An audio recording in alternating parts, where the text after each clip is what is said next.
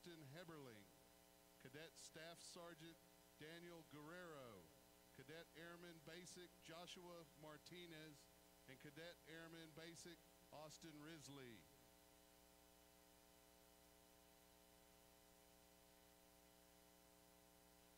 They will be assisting with the coin toss. Now please remain standing as the Leander High School Air Force Junior ROTC Texas 20007 presents tonight's colors. Color Guard Commander and Flag Bearer of the American flag is Cadet Master Sergeant Jada Garcia. Cadet Master Sergeant Angela Garcia is the American Flag Guard. Flag Bearer of the Texas flag is Cadet Second Lieutenant Evelyn Smith. Cadet Master Sergeant Reagan Comandera is the Texas Flag Guard. Instructors for Texas 20007 are Major Terry Neidecker and Master Sergeant Ed Perez.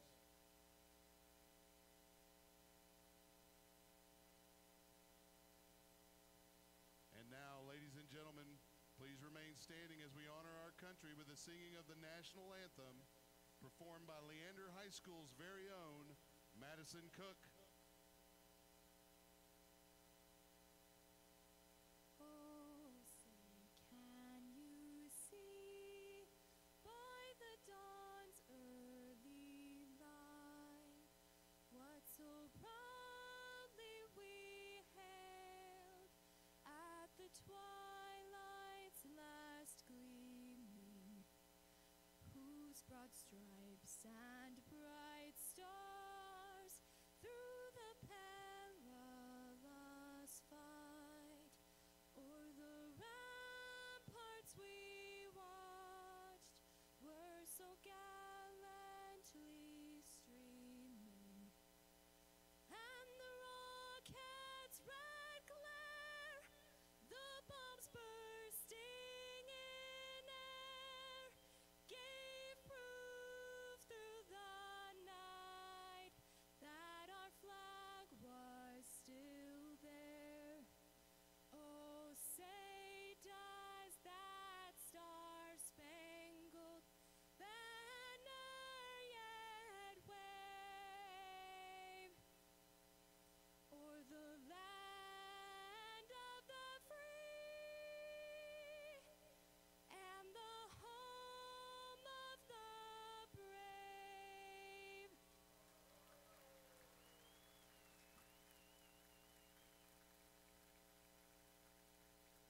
We're also excited to give a huge shout out to our newest Friday night crew.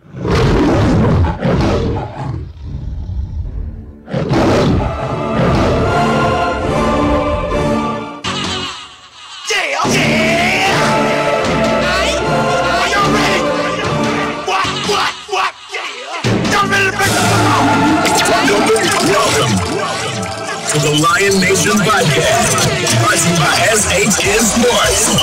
Tonight's commentators are Chuck Crazy, Mark Sickles, and Gary Gutierrez. Game time! Game time!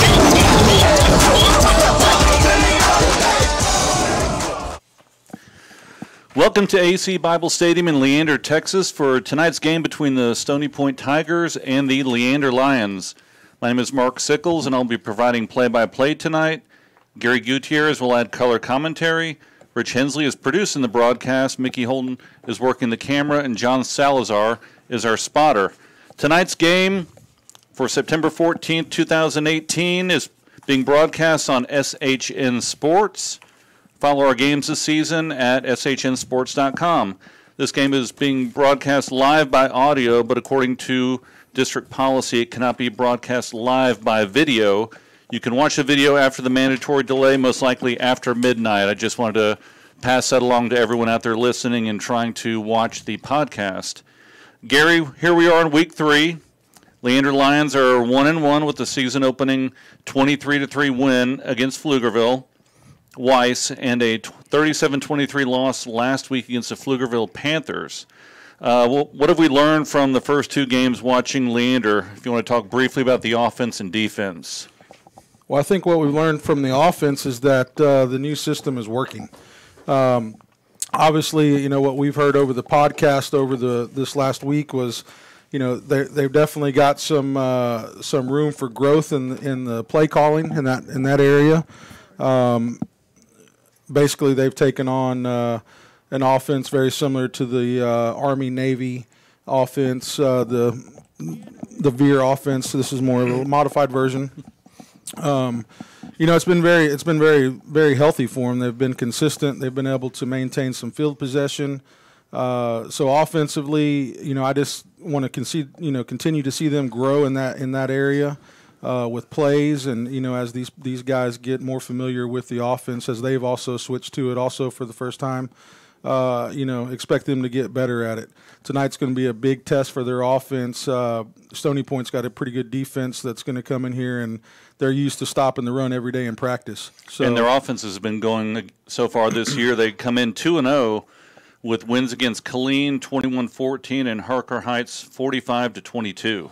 Yeah, and the game they played last week, they scored 38 or 30. I think it was 38 points. I think in a row after they were trailing in the first half, so down by 16.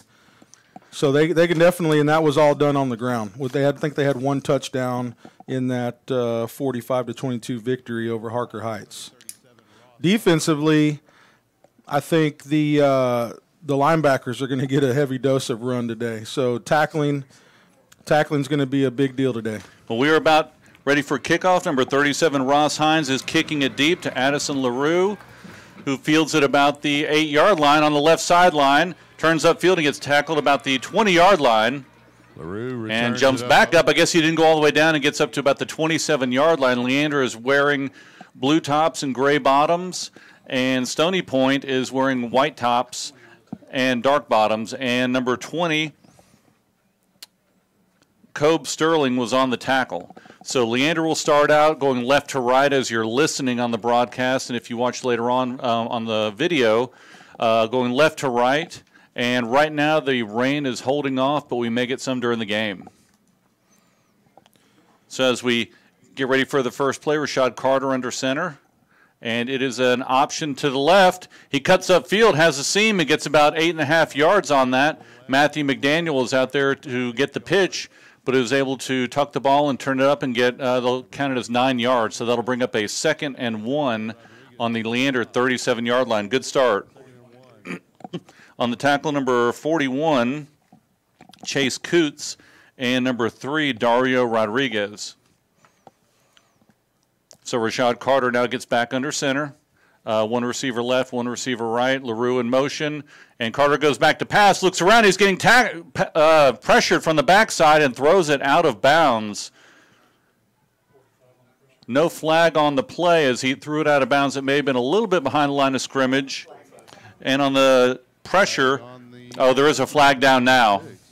Now the flag does come out. Number 45, Justin Tucker, was putting the pressure on Rashad Carter. So it looks like they may be calling intentional grounding on this, and they're walking it off. Intentional grounding on the offense. Number 5. Penalty is spotted the foul. Loss of down. 2nd down. 3rd down. So with that penalty, it marches the ball back to the 26-yard line, and Leander will now have a 3rd and 12 from the 26. And everybody's breaking out their umbrellas, so it looks like we're getting a little mist out there right now.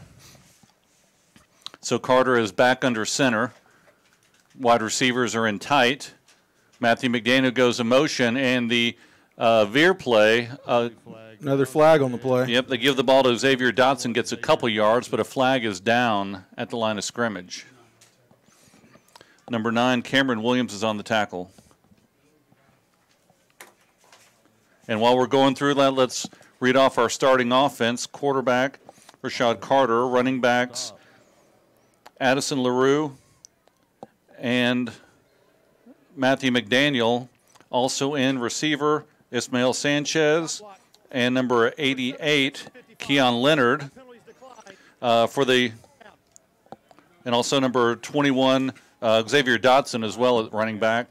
The line is now with number 55, Riley Wells, number 56, Eric Locust, number 74, Mattia Carter, number 72, Noah Holyfield, and number 76 as well. And now Leander is getting ready to punt from their 28-yard line. 4th and 10. Snap is back. Eli Gaiman's rolling out to the right, kicks it down the right sideline, and it has a nice roll about 10 yards inside, and it is picked up by number 5, Tyler O'Bannon. He's able to break a couple tackles, and he's get up to about the 28-yard line. On the tackle, number 48, Ben Hoff, and number 25, Wesley Weingart. Stony Point football with 10:48 left in the first.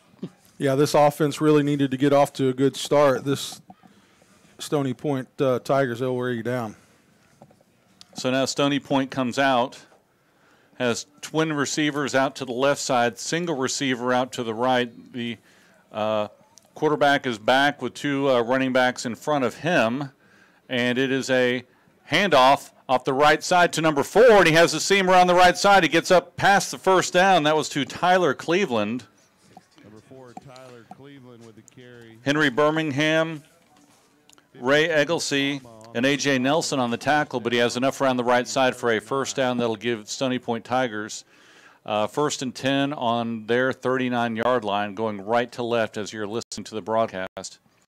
So twin receivers down on this side of the field, on the left side of the field.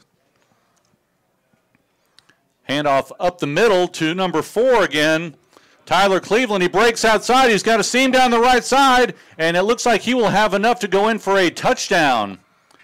On the second play of the game, he's able to go up the middle, cut to the outside, and runs down the sideline for the first score of the game, and that will put the Tigers up 6-0 with 10:24 left in the first quarter.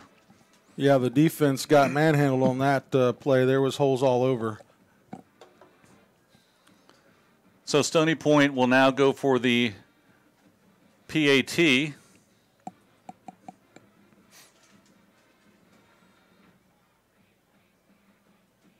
Snap is back, and the kick is up, and it is good. Yeah, this Leander defensive line, they've had some substitutions come in with some injuries, so they've got some sophomores, some younger guys on the defensive line who have done a pretty good job up to this point going against Weiss and Pflugerville. Of course, Pflugerville, you know, always comes with a pretty big offensive line. However, the running game on Stony Point is much better than Pflugerville's, if you can imagine that, and they're going to continue to get a heavy dose. So if they can't get off these blocks and cover these gaps, then they're going to have a long night. Yeah, so we'll be back right after the break Special thanks to for the kickoff. for supporting Leander ISD. Hey, Leander Lions of all ages, listen up. The 14th annual Leander High Craft Market is just around the corner. That's right, Saturday, November 17th from 9 a.m. to 4 p.m. at Leander High School, 3301 South Baghdad Road in Leander.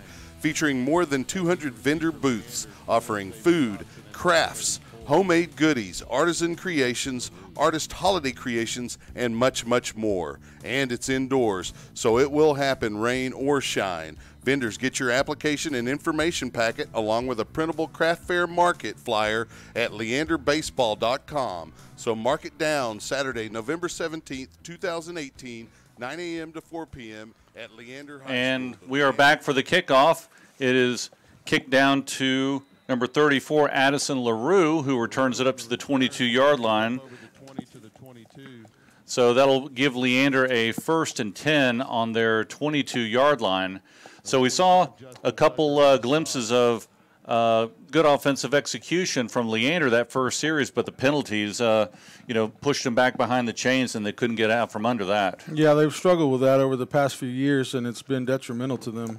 You'd like to see them maybe first series jitters, so hopefully they break through that and get the positive yardage here on this drive. So here's the first play on the second series. Handoff to Xavier Dotson.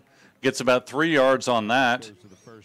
And that's part of the new offensive play that we see that we talked about earlier, kind of a modified veer, where they look at Dotson up the middle first, and if that's not there, then they'll go to the outside, and Carter will either keep it or pitch it to LaRue or to Matthew McDaniel. So here we come out, twin receivers up on the far sideline. It is a pitch out to the right side to Xavier Dotson. He gets outside and he's tripped up, but he has enough for a first down. He gets out to about the 34.5-yard line, but that'll give them enough for a first down. Leander's first down of the game. That was number 3, Dario Rodriguez, on the tackle there for Stony Point. So that's a nice play right there. Use Dotson's speed to the outside. Rashad Carter now gets out, walks up under center. One receiver left, one receiver right in their standard formation. 2 wings on the right. McDaniel goes in motion, and the handoff to Dotson up the middle gets about 2 on that play. Number 32, Tim Landry, and number 41, Chase Coots for the tackle. Leander now on the right hash, twin receivers on the right, looking at 2nd and 8 on the 37-yard line. Carter under center and a little bit of movement in the backfield. Looks like we'll have a false start, and they'll move them back 5 yards. Yeah, Dotson rocked forward on that play, and it was pretty obvious they were going to call that. Once again, behind the chains. That'll bring up a 2nd and about 13 for Leander.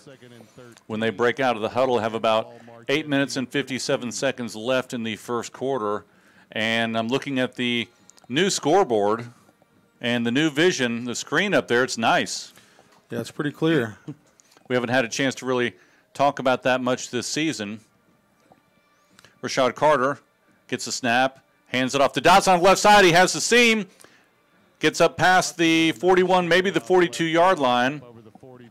Yeah, looks like he maybe got a yard more on that. But so they'll mark it at the 41-yard line. That'll bring up a 3rd and 4 for Leander. This is a big play for Leander. They need to keep this drive going and get another first down here and march down the field. Look for a big play from Rashad here on this. LaRue in motion, and it is a handoff, and Carter takes it. He keeps it, and he gets maybe a yard, gets to the 42-yard line. That'll bring up a 4th and 3, and we'll see what Leander does here if they decide to go for it. Looks like they're going to get on the ball. Carter under center. I think they're probably going to try to draw him off sides. And we have stop and play and a timeout, Stony Point. So with 7:51 left in the first quarter, the Tigers are up 7-0, but Leander is looking at a 4th and 3 right in here. What would you do if you're the coach on this play? I think you try to draw the offsides. If that doesn't work, obviously with them taking the timeout, they know it's coming. They've been able to warn their players to stay on sides. You give it a shot anyway. If not, if you have a great play drawn up, it's not necessarily 4th down territory here, but we'll see what Coach Tim Smith has drawn up.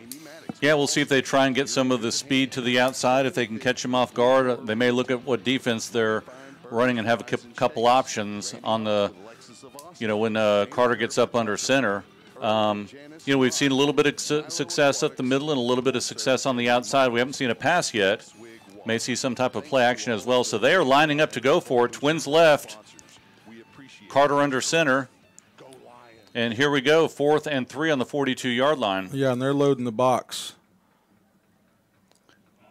And Carter takes around the right side, and he has stood up at about 2 yards short of the first down. Looks like he stumbled a little bit out of the gate once he got the ball, got the snap, went out to the right side looking for the option, but it was good defense on that play that had everything covered, and they stood him up, and that'll give Stony Point a 1st and 10 on the Leander 43-yard line. Yeah, once he stumbled, it looks like he maybe lost his train of thought there for a second. He didn't get his eyes back up. Stony LaRue was open on the outside. He couldn't take advantage of that. He probably would have ran for more than a first down on that. You mean Addison LaRue? Addison LaRue. I did it again. once a game, I'm going to do that. It'd be nice to see Stony LaRue running around out here. Handoff up the middle to number 4, Tyler Cleveland.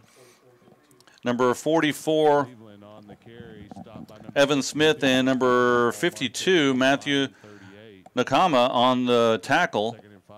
And he's been basically the offense so far, handing off to Tyler Cleveland. That's his 3rd carry, and his 2nd carry went for a long touchdown. Yeah, Cleveland gave a heavy dose to Harker Heights last week. So Stony Point now has a 2nd and 5. Pistol formation, trips right, and number 16, Kyle Overton, rolling out to the right side, passes across, and it is caught by number 10, Andre Woods. Close to the first down. Let's see where they mark it. Tackled by number 10, Henry Birmingham.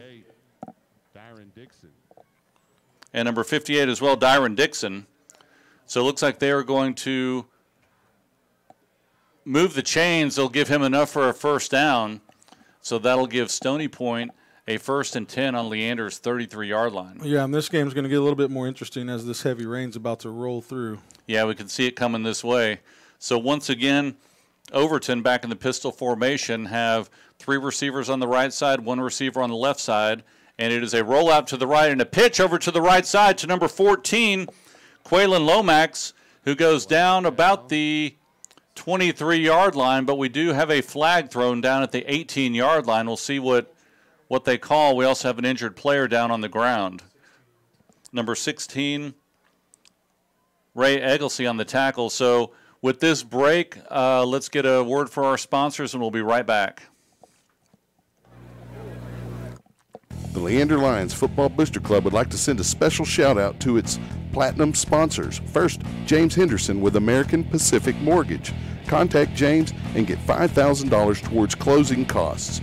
That's James Henderson with American Pacific Mortgage at hendersonlending.com. Also, Big Swig Water. Big Swig balances thirst-quenching bubbles and fresh flavor for a crushable beverage enjoyed any time of day. The can is bold, but the bubbles are refreshing, not overwhelming. It's perfect for hydrating during a weekend at Zilker Park, a weekday lunch, a night out, and everything in between. Anywhere around Austin, Big Swig sparkling water brings a bubbly zip and burst of flavor, delivering Texas-sized refreshment. Crack one open. So we had Thank you, Platinum. We had a penalty that was against Stony Point. They'll give them a 1st and 10 after they mark it off back at the 37-yard line. In the first play, run off to the right side, and Leander was there ready to make the tackle, and about 4 or 5 stuffed run over there on the right side. That'll bring up a 2nd and 10. Yeah, big hit by Matthew Nwakama. He laid the wood on him, and everybody else followed through. So that'll bring up a 2nd and 10.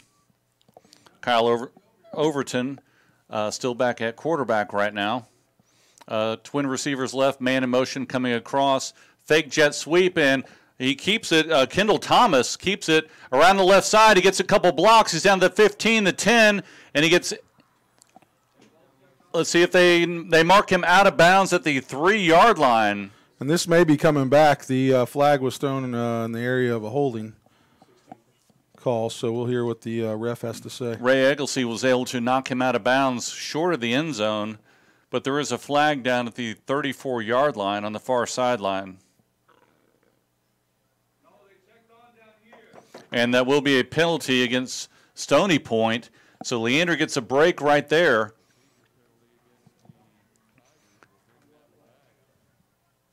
And that may be a big play here tonight because that was a run, Kendall Thomas, kind of a designed run, a fake jet sweep. He broke up the middle, then ran down the left sideline, almost untouched till about the 3-yard line. So a 5-yard penalty will push them back to the 38-yard line, and Stony Point will have a 2nd and about 15 with about 5.5 minutes left here in the first quarter. And as the rain starts to fall, could be a game changer. So Kyle Overton back at quarterback, 3 receivers out to the right side as well as a wing and the running back offset to the right side. Overton back to pass, swings it out to the right side, caught the line of scrimmage by number 14, Quaylen Lomax. He gets about 7 yards, and he gets pushed out of bounds at the 31-yard line. Yeah, Number Dimitri Drayton and Kayvon Spence teamed up to knock him out of bounds. This will bring up a 3rd and 8.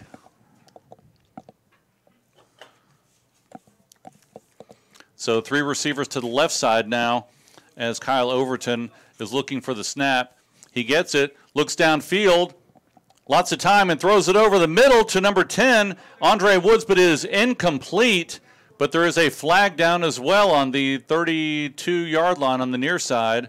But it looks like they will call a penalty against Stony Point. I believe it may be a legal man downfield.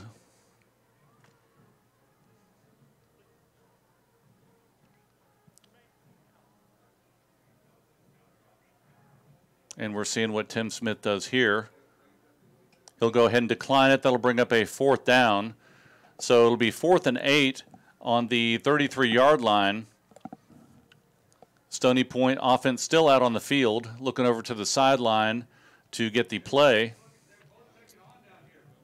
And they are getting up on line of scrimmage. Trips on the far side of the field. Single receiver way out here on the left side. Overton looking for the snap. He gets it. He drops it. It's on the ground. There's a scramble for it. And I think Stony Point was able to recover, but that'll give the Leander Lions a 1st and 10 on about the 40-yard line. Big break for Leander right there with the penalty keeping Stony Point out of the end zone or close to it on the 3-yard line, and now they recover their 1st and 10 on the 39-yard line. Well, as I mentioned before, the rain going to be a factor here, and it is because you've seen a fumble come off the quarterback's hand. He couldn't quite get a hold of it. And either way, it was either that or the snap, and it was rain. So Carter under center back in the standard formation for Leander.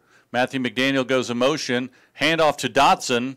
Is able to juke and jive and gets about 2 yards on that with the dive at the end. So it'll bring up a 2nd and 8 for Leander. We have 5 minutes left here in the first quarter. And, yeah, we see a lot of umbrellas out and some rain starting to come, but we see some bad stuff off in the distance. Yeah, it looks like we missed a pretty good-sized sail there. So Carter back under center. Single receiver each side. Matthew McDaniel in motion. Carter, fake handoff. He goes down the line, and he is stuffed. Immediately tackled behind the line of scrimmage by number 45, Justin Tucker. He jumped across the line and was basically standing there as Carter went down the line and ran right into him. Yeah, they got a big 3rd down here. You'd like to see them get a 1st down and continue this drive, give this defense a rest. So 4:20 left in the first quarter. Carter under center, single receiver on each side. Matthew McDaniel in motion. Carter, fake handoff, looks back to pass, rolls out to the right side. Lots of pressure, and he is tackled down at the 28-yard line by number 9, Cameron Williams. Had a lot of pressure from the defense on Carter. He was unable to set his feet and look for anyone downfield, and he was tackled way back behind the line of scrimmage, so that'll bring up a 4th and about 19, I guess, on their own 27-yard line, and Eli Gaiman comes in to punt. Yeah, he didn't have the wherewithal on that play to get rid of it. He rolled outside of the tackle. I don't know if he didn't think he was that close or he thought he was going to outrun him, but he definitely should have got rid of that ball. Yeah, Tyler O'Bannon is back for the Tigers, so Gaiman gets a punt. It is up, and it hits about the 42-yard line. A bounce. It is caught on the bounce by number 5, Tyler O'Bannon, and they stop the play. He's looking around, basically saying, I didn't call a fair catch, but they are stopping where he picked up the ball, and they're putting it at the 34-yard line. I didn't see a hand go up. Yeah, I didn't either. I don't know if him adjusting to the ball, maybe he did wave. I don't know. Anyway, that'll give Stony Point Tigers 1st and 10 on their 34-yard line, going right to left as you're listening. Trips receivers on the near sideline, single receiver on the far sideline, man in motion going across in front of Overton, and it is a handoff up the middle to number 17, who bounces around, spins around, and gets tackled after a gain of about 4 yards. That was Kendall Thomas with the carry. Ray Egglesey, Henry Birmingham, and A.J. Nelson came up to make the tackle. So Stony Point now has the ball on their 38-yard line. 2:55 left in the first quarter, looking at 2nd and about 6. Trips receivers on the left. Man comes in motion, goes back outside. Overton, and there is a flag down on the field. It'll be a false start on the offense, so we'll march them back 5. Yeah, it looks like Leander's getting a little help here. Yeah, a little sloppy on both sides of both teams here on offense. Seen a lot of penalties here early on in this game. Yeah, I definitely think Leander's defense is up for the task. They run 3 up front on the defense, and they've been able to penetrate somewhat, getting through the double teams. So we'll see how this goes as the game goes on. Overton looks over the offense, trips receivers on the near side. Running back offset to his right, and Overton's back to pass, looking downfield, throws it deep down the middle. Pass attempt to number 2, Daylon Loden, but it is incomplete. Good coverage there by number 16, Ray Egglesey, running right with him all the way down the field, and the ball was overthrown. Incomplete pass that'll bring up a 3rd down and about 11 for the Tigers. There is a flag down on the field, but it looks like he is picking it up.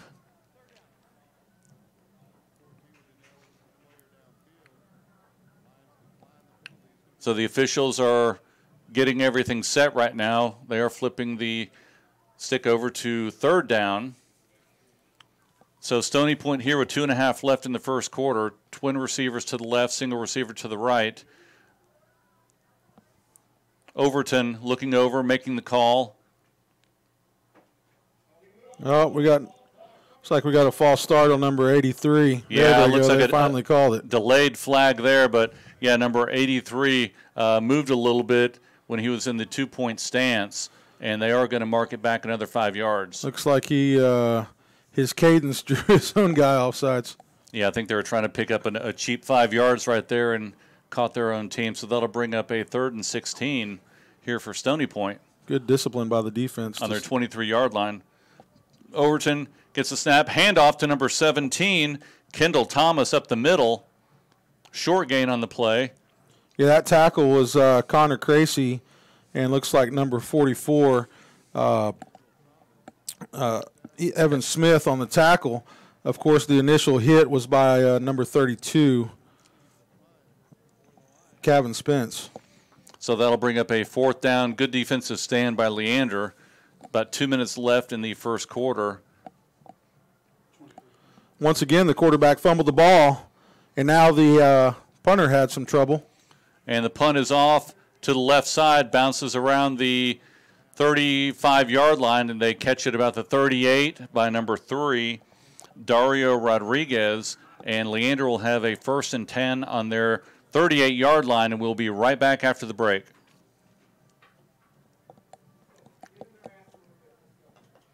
The Leander Lions Football Booster Club would like to recognize its sponsors: Bush's Chicken, Wingstop, Rudy's Country Store and Barbecue, Farmers Insurance, the McCoy Agency, James Henderson with American Pacific Mortgage. Contact James and get $5,000 towards closing costs. Amy Maddox with Allstate. You're in good hands. Stephanie Biggs with Blue Door Realty Group.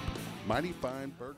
So we're back here after the break, and a handoff up the middle to Xavier Dotson. He stood up at the line of scrimmage by number 94, Jared Ontiveros. Looks like he's going to have to come off. He lost his helmet.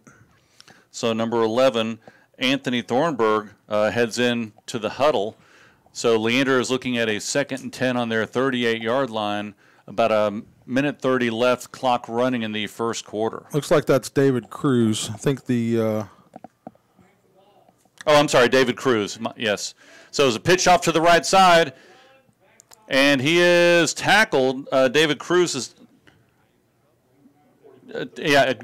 tackled after about a 1-yard gain, so that'll bring up a 3rd and 9 for Leander. And he stays in. So about a minute left here in the first quarter. Leander is trailing 7-0 to Stony Point Tigers. 3rd and 9 from Leander's 39-yard line. Need a 1st down here. Leander comes out in their standard formation, 1 receiver on each side, 2 wings, and McDaniel goes in motion. Carter around to the left side, pitch to McDaniel around the left side, and he gets close to the 1st down, but it looks like he'll be a little bit short. Let's see where they mark it. They mark it about 2 yards short of the 1st down. He gets to the 46-yard line. Yeah, Kobe Sterling, number 20, probably saved a touchdown on that play. So Leander gets back up on the line.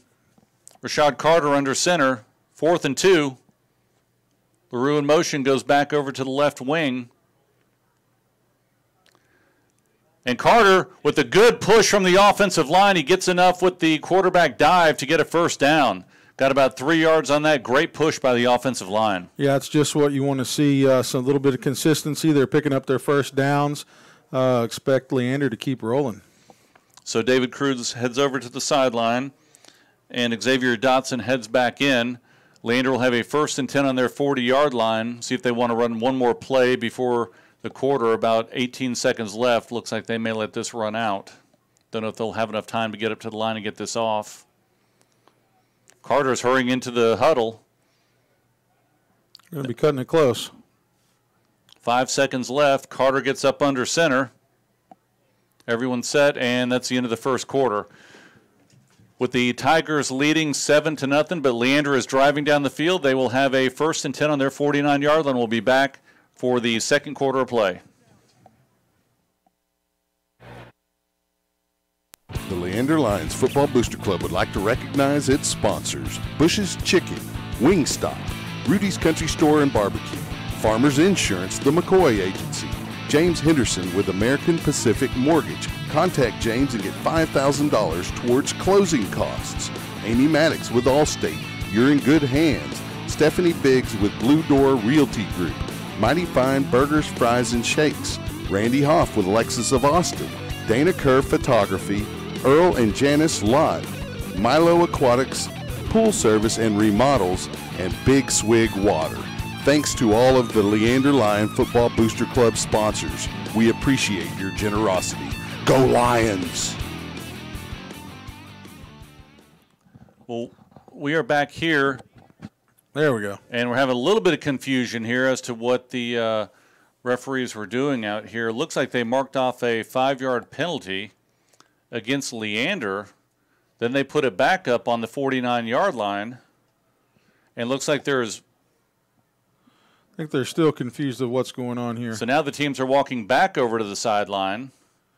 He had time on the play clock before the time went out for the first quarter. So Tim Smith is out trying to get some type of clarification out there, and we'll try and pass it along if we get it. A lot of confusion. We have one showing on the clock on the scoreboard. So it's unclear if they actually have 1 second left in the first quarter. They did not flip the field. So it looks like Leander may be coming out with 1 second left in the first quarter, but we'll see.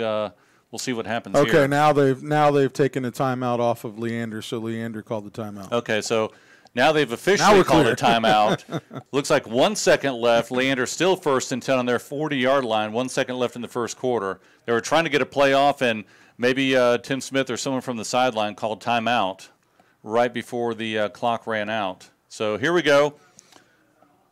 Rashad Carter under center. McDaniel in motion, and it is a keep by Carter. Gets around the right side, cuts off tackle, gets about 5 yards, maybe 6. And now that's the end of the first quarter. Yeah, it was a good play by Matthew McDaniel, lead block on that. It was a good first down. So now that we're at the end of the first quarter, we'll be right back. We'll have a break here and play our sponsors for you. Hey, Leander Lions of all ages, listen up. The 14th annual Leander High Craft Market is just around the corner. That's right, Saturday, November 17th from 9 a.m. to 4 p.m. at Leander High School, 3301 South Baghdad Road in Leander. Featuring more than 200 vendor booths offering food, crafts, homemade goodies, artisan creations, artist holiday creations, and much, much more. And it's indoors, so it will happen rain or shine. Vendors, get your application and information packet along with a printable craft fair market flyer at leanderbaseball.com. So mark it down, Saturday, November 17th, 2018, 9 a.m. to 4 p.m. at Leander High School, the Leander High Craft Market. You don't want to miss it. The Leander High Craft Market is a production of... So we are back here for the start of the second quarter. Receivers are in tight, and a handoff off the right side to Dotson. Bulls ahead for about 2 yards, and that'll bring up a 3rd and 2 for Leander on the Stony Point 43-yard line. And once again, he loses his helmet. Yeah, it's the second time it's popped off. So number 11, David Cruz, into the game. This will bring up a 3rd and short for Leander. The wide receivers spread out on each side. Carter under center.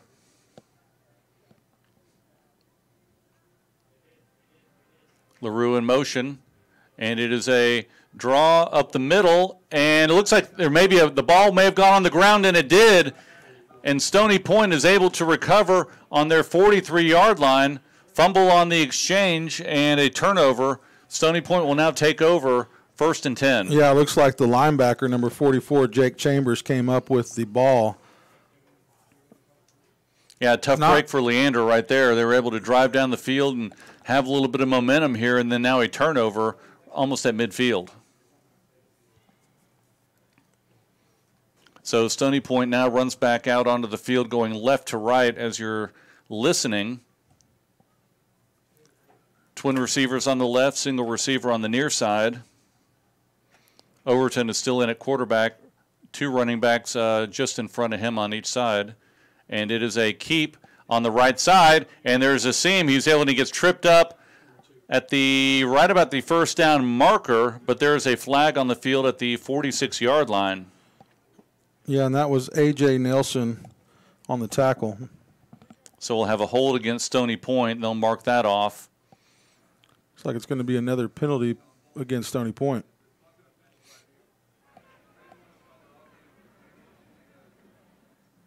So they'll now place the ball at the 36-yard line on the near hash. Looks like both teams getting off to a pretty sloppy. It is. It's been a lot of penalties on each side, both sides on the offense.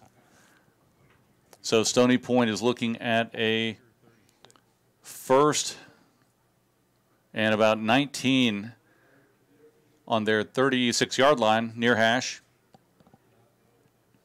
Overton gets the snap, almost drops it, looks downfield, throws it downfield to number 2, Dalen Loden, and he gets tackled at the 48-yard line, but a flag comes down. Looks like we may have another penalty. This one should be on Leander. Yeah, looks like a horse collar. So the officials are talking out there. Albeit it was unintentional, because the runner turned at the time he was going for the tackle, and just so happened his hand went to his collar. So let's see what they call here. Foul. Horse collar tackle. Yeah, 15. Automatic 1st down. So we'll have the personal foul. They'll mark off the yardage. 15 yards as they move down into Leander territory. They'll put the ball down at the 37-yard line on the near hash. So that'll give Stony Point a 1st down with about 10:48 left here in the 1st quarter. Stony Point comes out, twin receivers left, single receiver right. Overton gets the snap, hands the ball up the middle to number 4, Tyler Cleveland, and he gets down about 5 yards. Spun down by Wakama. Also number 32. 58, Dixon, and number 90, Connor Tracy. Kayvon Spence on the tackle. So Stony Point will now have a 2nd and 5 on the Leander 32-yard line. Well, just looking at a lot of the local area scores, it looks like a lot of 0-0s and 7-0s all around town. Looks like this rain has affected a lot of people. So man goes in motion for Stony Point. Overton looking over the defense. And it is a handoff off the left side to number 4. Again, Tyler Cleveland. He gets hit. He's able to spin and get enough for a 1st down as they move the chains. He got just enough for the 1st down. Let's see. They're marking it. Maybe no, they are moving the chains.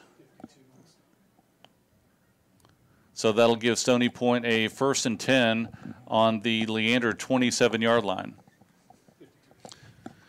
And the last tackle was made by number 52, Matthew Nakama.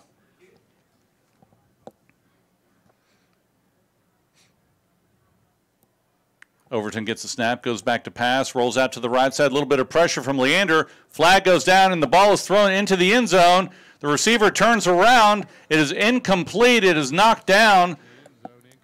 But there is a flag as well in the end zone. Xavier Terry, number 3, on the defensive coverage there in the end zone. He was able to put his hand on the ball. There may have been a little bit of contact, but we have a flag behind the line and a flag in the end zone. Yeah, it looks like he slipped on the letter out there in the end zone and inadvertently touched the receiver at the same time, trying to gain his balance. So we'll see if they call that and what the other flag is.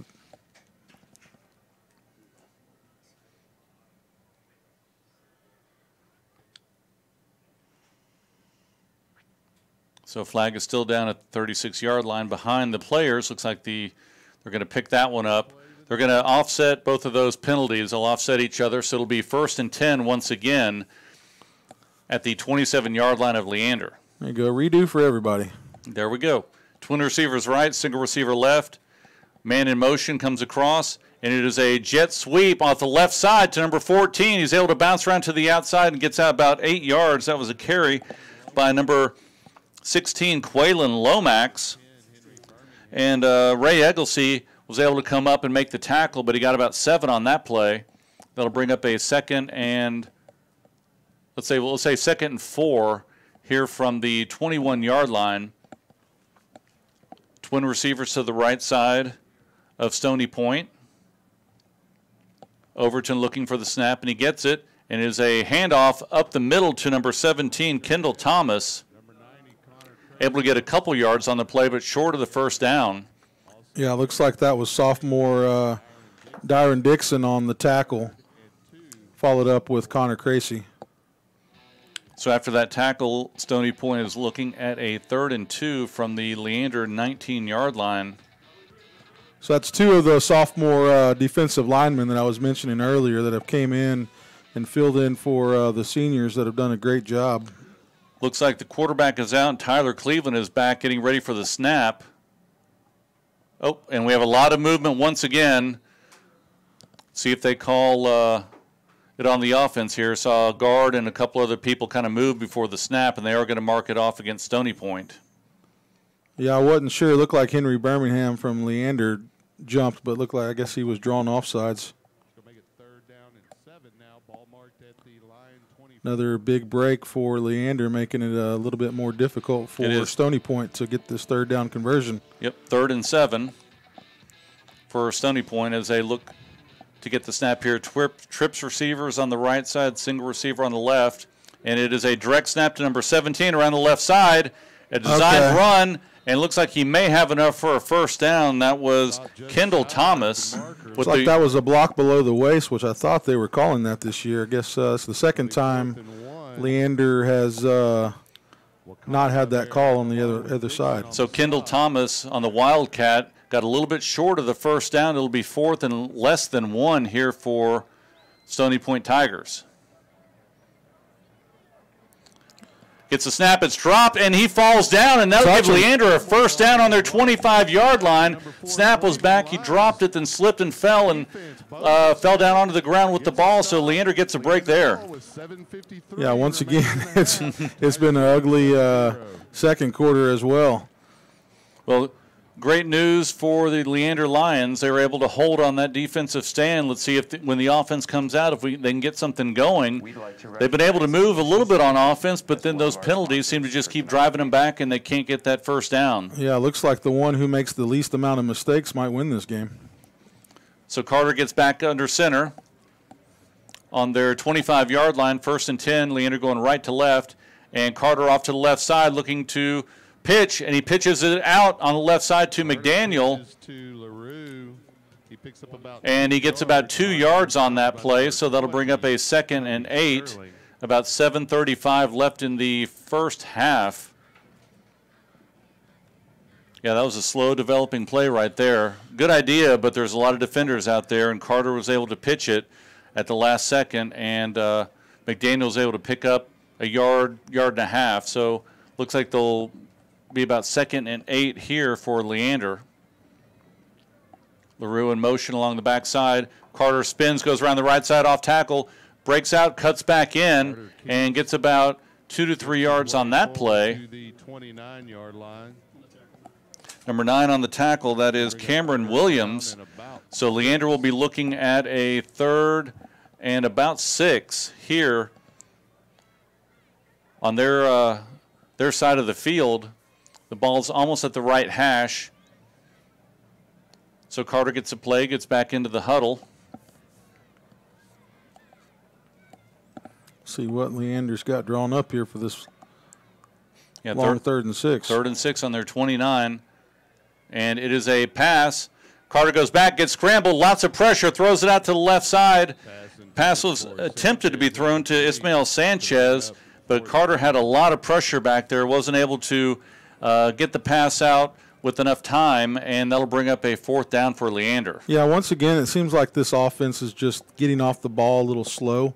Not just the linemen, but the backs as well. So 4th and 7 for Leander. Eli Gaiman is back to punt for Leander and back deep about the 45-yard line. Yeah, Gaiman's had some pretty good kicks thus far in this game. See what he can do here. Back for Stony Point is number 5, Tyler O'Bannon. So now a flag comes out. Looks like we may have delay of game against Leander.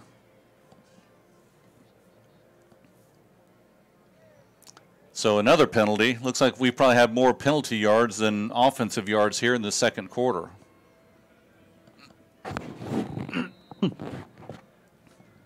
Eli Gaiman to kick for the Lions. So the line gets back up on the ball. And the punt is back. It's high. Gaiman rolls out to the right, kicks it down the right sideline. Hits about the 48-yard line, and they will down it down about the 49-yard line. That was number 16, Ray Egglesey, to stop the ball. So 6:18 left in the second quarter. Stony Point up 7-0. We'll be right back after the break. Listen up, all Lion fans. The Leander Lions Football Booster Club would like to recognize its sponsors: Bush's Chicken, Wingstop, Rudy's Country Store and Barbecue, Farmers Insurance, the McCoy Agency, James Henderson with American Pacific Mortgage. Contact James and get $5,000 towards closing costs. Amy Maddox with Allstate. You're in good hands. Stephanie Biggs. Kyle Overton with the snap, looks downfield, throws it deep down the right sideline to number 2, and it is tipped and incomplete. Great coverage there by number 3, Xavier Terry. Looks like it may have hit number 2, Dalen Loden, in the hands, but Terry was there on the defensive play. That'll bring up a 2nd and 10. Yeah, it was a great play by Leander defense. Yeah, you can see kind of going in offensively on both sides of the ball where they've made enough mistakes where they're actually all a little bit apprehensive and not so quite dialed in. So maybe he who dials it in a little bit easier and faster may gain some progress in this game. 2nd and 10, and it is a jet sweep around the left sideline, and he gets pushed out of bounds with a short gain, about 3 yards, and another flag is down at the 37-yard line. This is getting really messy. Yeah. We'll see if they call here. There is a flag on the field. They are going to call a personal foul face mask against Leander. Tough break right there. You know, we're looking at, you know, a 3rd and 7, and now we're looking at a 1st and 10 for Stony Point. So they, after the penalty yardage, they put it at the 33-yard line, 1st and 10 for Stony Point, 6:03 left in the second quarter.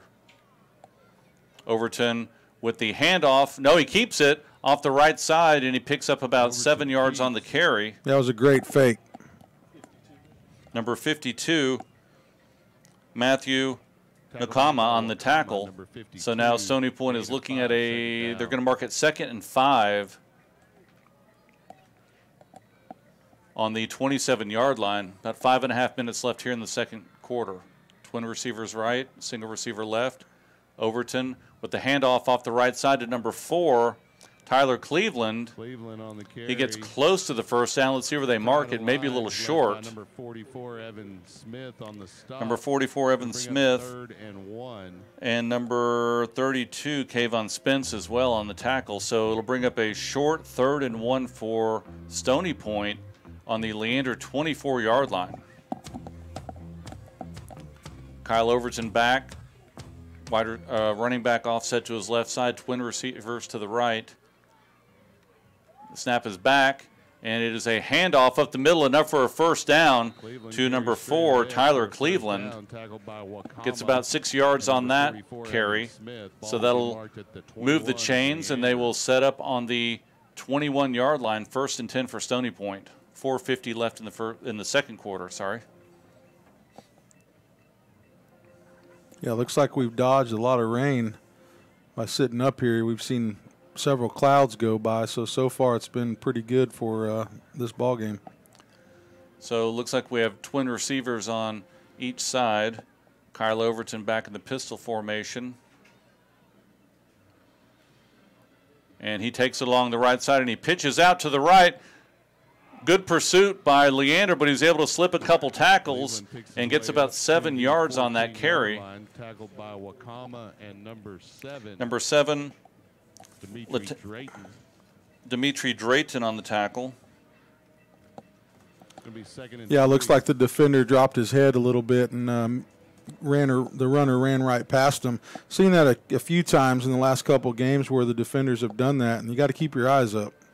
So trips receivers on the left side, 2nd and 3, and it is a handoff off the left side, and he's able to get outside. He cuts back inside, and he'll be close to the first down. Thomas on the carry. Stopped shy of the first down. Yeah, it looked like you had Dimitri Drayton and A.J. Nelson on the tackle, so it'll bring up a 3rd and short, a little bit less than a yard here for Stony Point as they are on the Leander 12-yard line. 3 minutes and 27 seconds left here in the second quarter. So Overton's looking over to the sideline to get the play. Twin receivers to the right. Single receiver to the left. Man comes in motion, and it is a keep off the right side by Overton. He gets a good block by number 2, and he goes in for a touchdown. Overton on the keeper. Yeah, he kept that ball, ran off to the right side, didn't have a lot of defensive pursuit. One defender out there, but the receiver got a good block. He was able to just almost stroll into the right corner of the end zone. Yeah, Leander loaded down the line of scrimmage and expecting that ball to go up the middle, and he just scooted on the outside. Pretty easy. So here for the extra point. Snap is back, and it looks like it was either blocked or low. It hits the lower part of the crossbar, and it is not good. So Stony Point takes a 13-0 lead here in the second quarter with 2:57 left in the first half. Yeah, tough break there for Leander, basically giving them a short field. They were able to move down, drive down, and they were able to put in the second touchdown of the game. So have about 3 minutes left here in the first half for Leander, and we will be right back after this break. Hit some scores when we come back. Hey, Leander Lions of all ages, listen up. The 14th annual Leander High Craft Market is just around the corner. That's right, Saturday, November 17th from 9 a.m. to 4 p.m. at Leander High School, 3301 South Baghdad Road in Leander. Featuring more than 200 vendor booths offering food, crafts, homemade goodies, artisan creations, artist holiday creations, and much, much more. And it's indoors, so it will happen rain or shine. Vendors, get your application and information packet along with a printable craft fair market flyer at leanderbaseball.com. So mark it down, Saturday, November 17th, 2018, 9 a.m. to 4 p.m. at Leander High School, the Leander High Craft Market. You don't want to miss it. And the kickoff is off. LaRue picks it up about the 10-yard line, off to the right side, has a little bit of room, gets out to about the 30-yard line. So Leander will start here, 2:47 left in the second quarter on their 30-yard line, looking to get a score before half. Yeah, what you'd like to see here is that consistency that I mention quite often. You want to see that on this drive and let them march down the field in this 2 minute and 47 seconds and see if they can't get a touchdown before the halftime. Leander needs to get a big play here. They need to get a lot of yardage here. They've been able to move the ball, but it's been slow. No game-breaking plays yet. We'll see if we can get one here in the second quarter. Carter comes around the near side. Pitch out to McDaniel. Cuts back inside and gets back out and gets pushed out of bounds They'll give him about 7 yards on that carry. Ball goes out of bounds at the 37-yard line. Yeah, and looks like that was number 3, Eddie Garcia, on the tackle. So clock stopped at 2:38. Leander looking at a 2nd and 7 on their 37-yard line. Or Dario Rodriguez, sorry. There's 2 number 3s on the roster. Twin receivers on the right. Carter under center. Barks out the signals to both sides. LaRue goes in motion, and it is a handoff up the middle to Xavier Dotson. Gets about 4 yards, enough for the first down, and they will move the chains. Leander will set up 1st and 10 on their 41-yard line, 2:35. Clock temporarily stopped right now.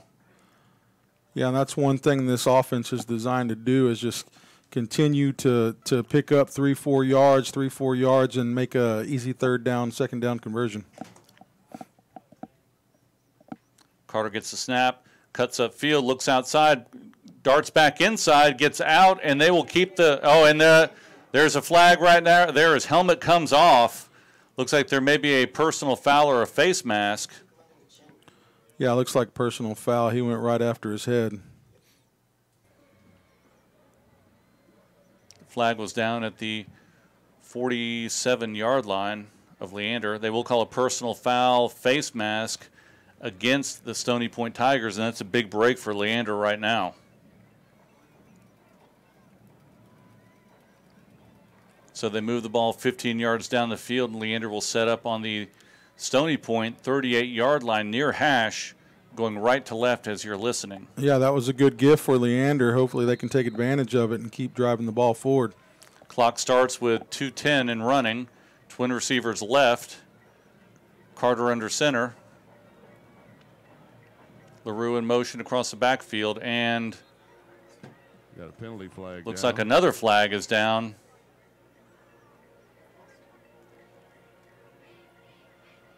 Yeah, as I mentioned, you know, one step forward, 2 steps back, and it's been killing this offense. They've had opportunity to, they've looked good enough to drive down the field several occasions, but these penalties took advantage. And yeah, they'll move them back 5 yards, 1st and 15 on the 43-yard line of Stony Point. Leander gets set. Carter looking over the offense. McDaniel in motion, and it is a handoff off the right side to Dotson. Gets about 4 yards back to the 39-yard line of Stony Point. 1:35 and running on the clock. They quickly get up into a huddle. They get back up to the line of scrimmage, 2nd and 11 on the 39-yard line. McDaniel in motion, Carter onto the near side, and he is tackled behind the line of scrimmage. A lot of pressure there by number 22. We have some flags down. Number 22 on the tackle. That is Trayvon Martin, and another flag is down. A lot of laundry out there tonight. This is getting crazy. Let's see what they call here. well, last week we were delayed by lightning. This week we're being delayed by penalties. Yeah, and the umbrellas are starting to open up again.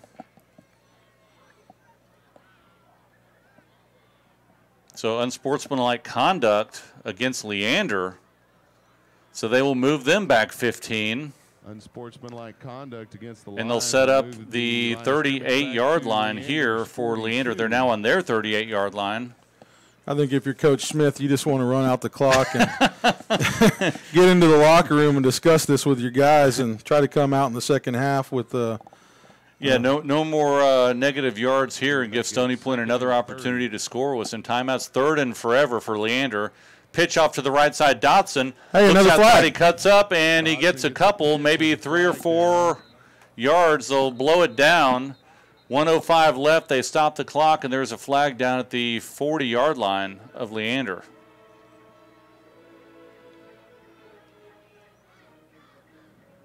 You think they have a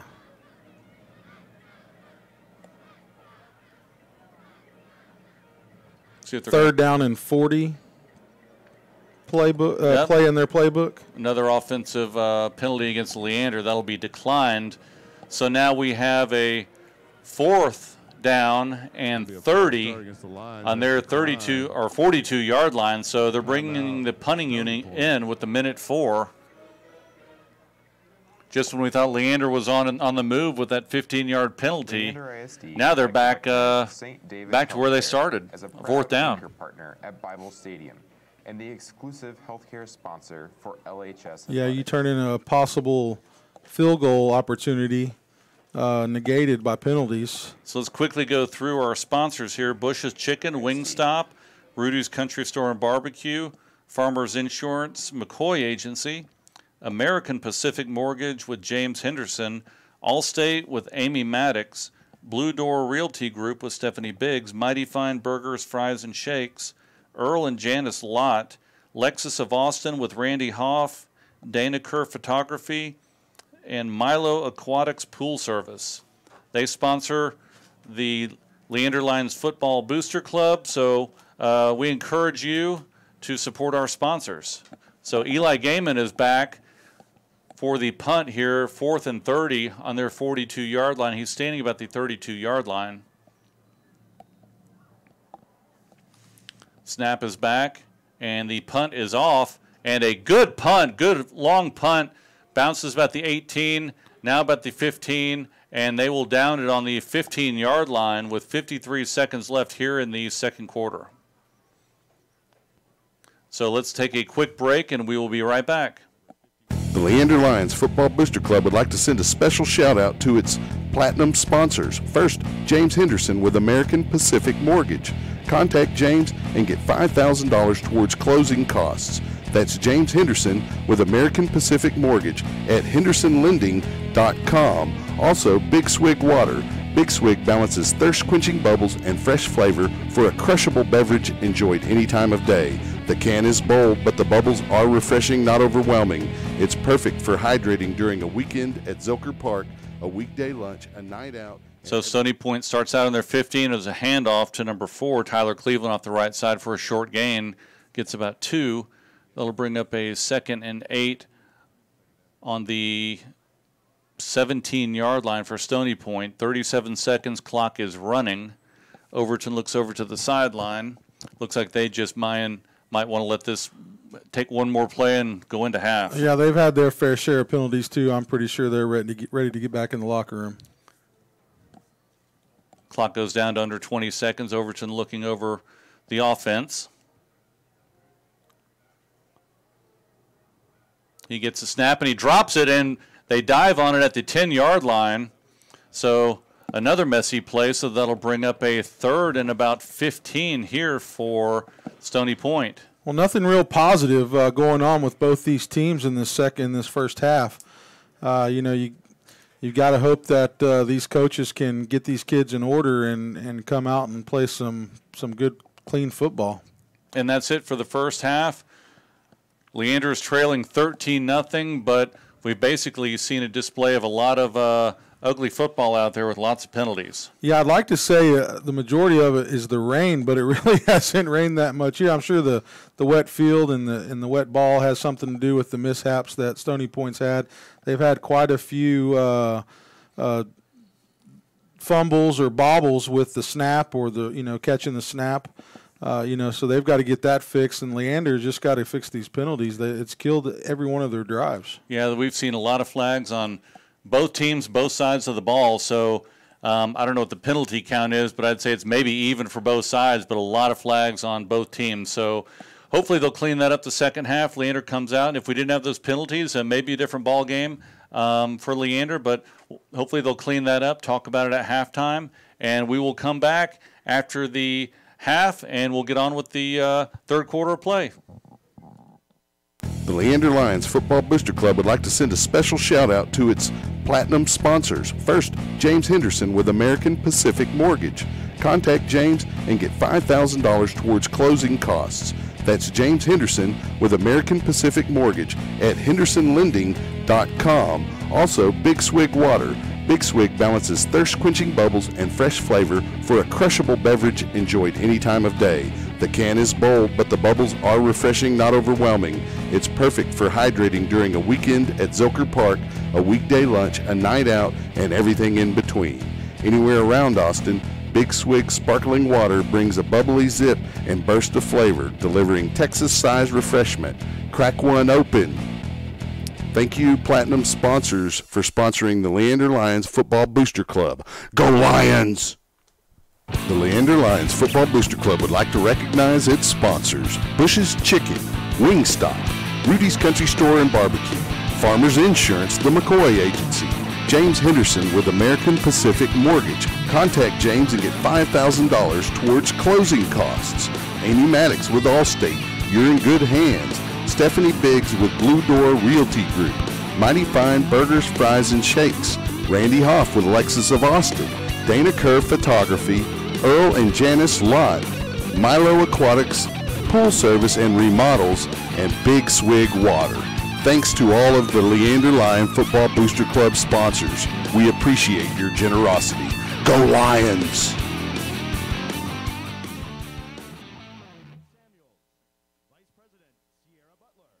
And President Alexa Rios. Leading the team onto the field are the line officers from left to right. Second Lieutenant Reagan Hines. First Lieutenant Ariana Garcia. Captain Lexi Casey. Returning Second Lieutenant Maddie Pazak. Second Lieutenant Faith Luera.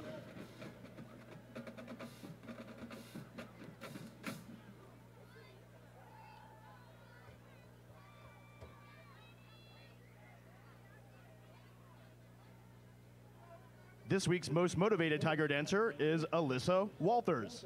Officer's Choice, Taz Cook. And Tiger Dancer of the Week is Sarah Kaiser. We hope you enjoyed tonight's kick routine to We Are Family.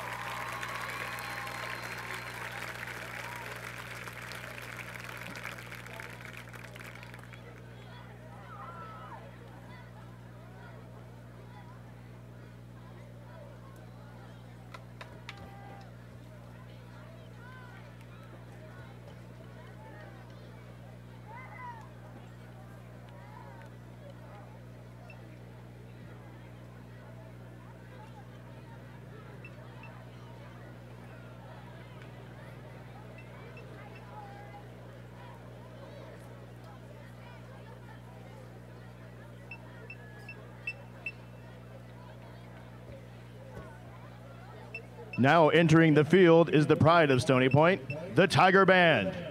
The Tiger Band is led onto the field by drum majors Braden Carr, Destiny Millard, Anna Luna, and Blake Nipper. The directors are Thomas Tomzuk, Christopher Sanchez, and Matt Green. Drum instructor is Nathan Wade, and the color guard instructor is Tracy Wooten, assisted by Carlene Fisher. The section of the week is the baritones. The marcher of the week is Tori Thomason. The freshman marcher of the week is Devin Brown. The color guard member of the week is Ciara Giragabe. The Tiger Band is presenting this year's show, Carpe Noctem, Seize the Night, featuring the music of Giacomo Puccini's Nessun Dorma. Musical arrangements by Shane Kelbley. Tonight's feature soloists are Noemi Rossetti on flute and Rudy Carrasco on tuba. Drum majors, is your band ready?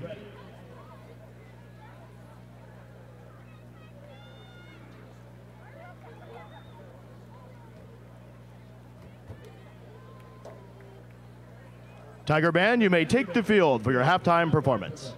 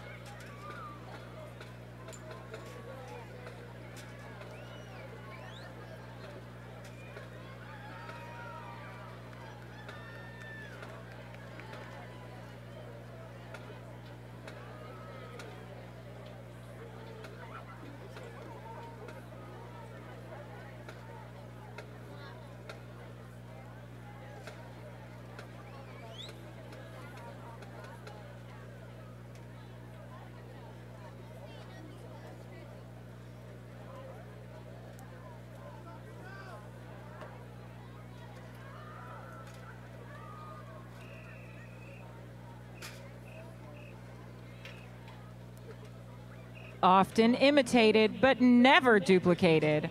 Let's welcome your Leander High School Bluebells, directed by Susan Schubert and Brooke Watuski. The Bluebells have been working hard to bring you several show-stopping performances this fall. Mark your calendars for October 24th and 25th. The Bluebells will perform at iDance with all other LISD dance teams. For more information, check us out at lhsbluebells.com. The Bluebells would like to thank their sponsors, Move Dance and Fitness, Storage Direct, Leading Edge Personnel, Michelle Gomez of Keller Williams Realty, Cinemark, Primos Electric, Cedar Park Dance Company, and Brian Anthony's. The Bluebell officers are Captain Kaylin Winters, First Lieutenant Kaylee Gomez, Second Lieutenants Madeline Guerra, Annalie Herrera, and Sarah Shepline. Head Company Leader Mallory Weigel. Company Leaders Lindsay Bagby, Clarabella Reeve, Casey Stewart, and Sarah Wilcox. Along with the amazing Leander Band, here are the Bluebells with Please Don't Stop the Music.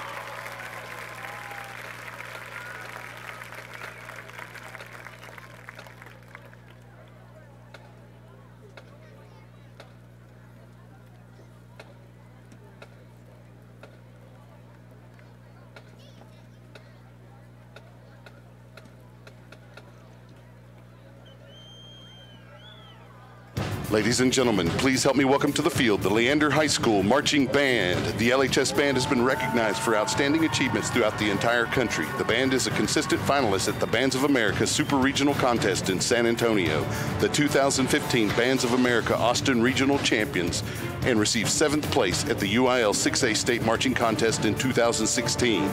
The Leander High School Marching Band also competed at the Bands of America Grand National Championships, where they were named the Class 3A National Champions and 6th place in the country. Congratulations to outstanding members of the week: Woodwinds, Emma Hallett; Brass, Dylan Haynes; Percussion, Colin McEnany; Color Guard, Isabella Rodriguez and Selma Rodriguez; Section of the Week, Baritones. This evening, the Leander Band will be presenting their 2018 production Polarity, featuring the music of Metallica, Philip Glass, Henry Mancini, Astor Piazzolla, and Arturo Marquez. And now, ladies and gentlemen, under the direction of drum majors Ali Melanson, Lauren Presley, Ethan Nance, Gabe Satelli, and Brooke Schroeder, the Leander High School Marching Band.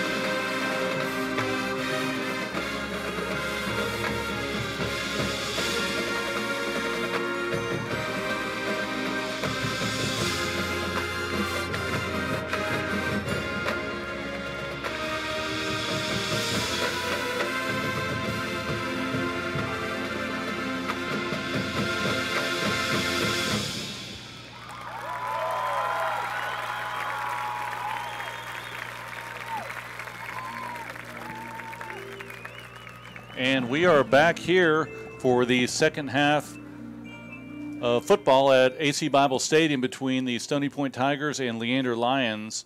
Stony Point is leading Leander 13-0 at half. And as we were talking during the first half and during halftime, a lot of flags, a lot of penalties. Leander's still in it. But to me, the only difference was about 3 or 4 15, 20-yard plays for Stony Point. That's really the difference in the ballgame. Yeah, Stony Point's definitely showed some flashes of what they did last week against Harker Heights. You know, they've had some slow starts to their games as well. You know, as we mentioned earlier, last week they had a slow start against Harker Heights Knights, but they've came back in a big way and scored a lot of points in the last 3 quarters. So we'll see what they'll do coming out in the second half and see what Leander's got for them. You know, with those flashes of that running game, it definitely discouraged the defense of Leander. But as the game went on, Leander was able to stop the run and make some big plays themselves. So we'll see. They definitely got to clean it up, I think, as we were mentioning earlier as a joke. But I haven't seen the stats. More offensive and defensive penalties than probably all offense on both sides of the ball. So yeah, it's been pretty ugly. Kind of upsetting watching that, just watching a football game and seeing that, you know, that many penalties being thrown out there play after play after play. It really slows the game down, takes any type of tempo out of the offense, and it's kind of frustrating just to watch, just to see those flags being thrown left and right. Yeah, you know, you hope that it's the, you know, big first district game for both these guys.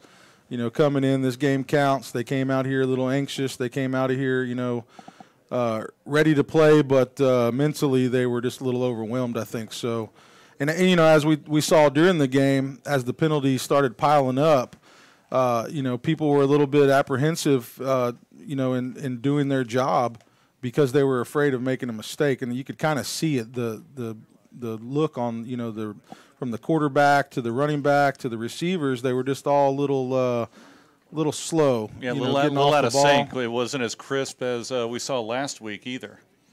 But, yeah, so hopefully we'll come back here the second half, you know, get your game face on, clear your mind, you know, make sure you know what you're doing on the play and be aggressive. You can't hesitate out there, and you can't, you know, be afraid of what may or may not happen on the football field. You just got to go in that ball snap. You just got to go. Yeah, and the good thing for Leander, they're only down 13, so two touchdowns, they could be ahead by a point. You know, so it's not that bad. It could have been a lot worse for sure. Definitely. Stony Point was driving down for potentially another score, and you know, Leander was able to hold there for the 4th down. But we've seen Leander offense so far this year. It's more of at this point, not a grind it out, but with the style of offense that they play, they're not you know, throw it down the field and you know, get lots of yards on passes. It's more of a, you know, modified veer offense where you're going to grind it out, but you have the ability to hit the big play as well. Yeah, yeah, and it's been pretty effective for him. You know, looking at, you know, I've been up here the last 5 years, and I've seen a big difference just with that field, that possession time. It's been a big factor for the defense to be able to stay in the game and stay healthy. You've seen it, you know, throughout, you know, the first 3 games, where in the past years, the first 3 games, you had already stacked up a lot of injuries with that offense that they had, and getting behind the chains was the worst thing that could happen to them in the past, in any situation really. But in the past, the time of possession just didn't allow them to get back into a game once they started getting behind the chains. Here, at least, they have that time of possession where it gives the opposing team less time on the field as well to be able to score against them. So, kind of works out with that balance. Yeah. So the teams head back out on the field for the second half of play. Leander is going right to left. Stony Point left to right. Stony Point were in the white tops, and Leander were in the blue tops. Eli Gaiman will be kicking off for Leander. Stony Point will be getting the ball this second half. So they are getting ready to get geared up here. We've just avoided some of these showers. We looked on the radar, and they are just going right around us. So hopefully we'll stay dry this second half. And the kick is off, and it is back to about the 3-yard line. number 5, Tyler O'Bannon, with the carry, and he gets off to the right side, gets down to the 40, to about the 45-yard line. He was able to juke a couple people, move to the outside, and gets up to almost midfield in a nice kickoff return by number 5, O'Bannon. Yeah, number 32, Gavin Spence, pushed him out of bounds. Yeah, this offense of Leander, I mean, when they're executing on all cylinders, it's hard to stop. And you've seen flashes of that, throughout all, the first 2 games and some in this game. So yeah, it's designed to make the defense, play their position. You have different options on offense, different reads. So you have to be disciplined on defense to stop it. And so far, they've done a pretty good job of it. So snap is back and a handoff up the middle to number 4 for about 6 yards. That is Cleveland again. He's been more of the inside runner tonight for Stony Point. So that will put the ball in Leander territory. Number 32, Kevin Spence, and number 16, Ray Egglesey on the tackle. So it'll be a 2nd and about 4 for Stony Point. Overton gets the snap, and it is a jet sweep along the left side, gets outside in between a couple Leander defenders and down to the 34-yard line. That was number 17, Kendall Thomas on the carry. That'll give the Stony Point Tigers a first down on Leander's 34-yard line. Yeah, and what I saw on that play from the defense is they're just not hustling to the ball. He could have very well tackled him in the backfield, but because he didn't put in 100% effort into that, he let that runner run right past him. Can't do that. Man in motion. Overton with the handoff up the middle for about 5. That was once again to number 4, Cleveland. Ray Egglesey, Henry Birmingham, and Matthew Nakama on the tackle. Yeah, and looks like we got a player that got up a little gimpy. He's going to go ahead and stay down. Yeah, earlier this year we saw a lot of cramps on the field, so we'll see if that's going to start taking place the second half. It is pretty humid out there. Temperature isn't very high, but we'll see if they're hydrated here the second half. So Stony Point comes up with a 2nd and 5 on Leander's 29-yard line. A little over 10 minutes left here in the third quarter. Man in motion across in front of Overton. He gets a snap, and it is a handoff up the middle. Another tough run. Gets about 3 yards on that play, be short of the first down. And that was once again to number 4, Cleveland. It'll bring up a 3rd and a little over 1, maybe 2 for Stony Point on Leander's 21-yard or 26-yard line.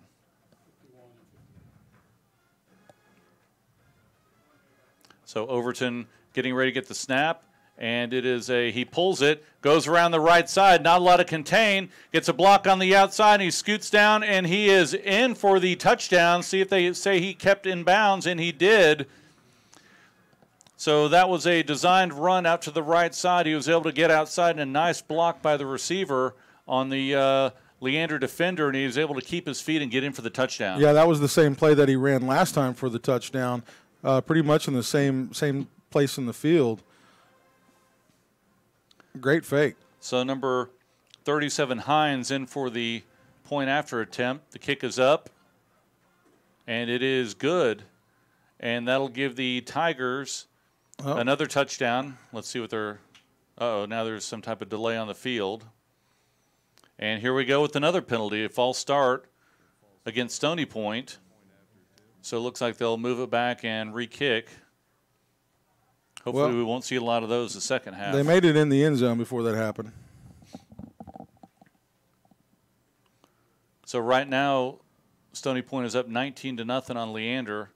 They'll move the ball back 5 yards and re-kick here for the extra point.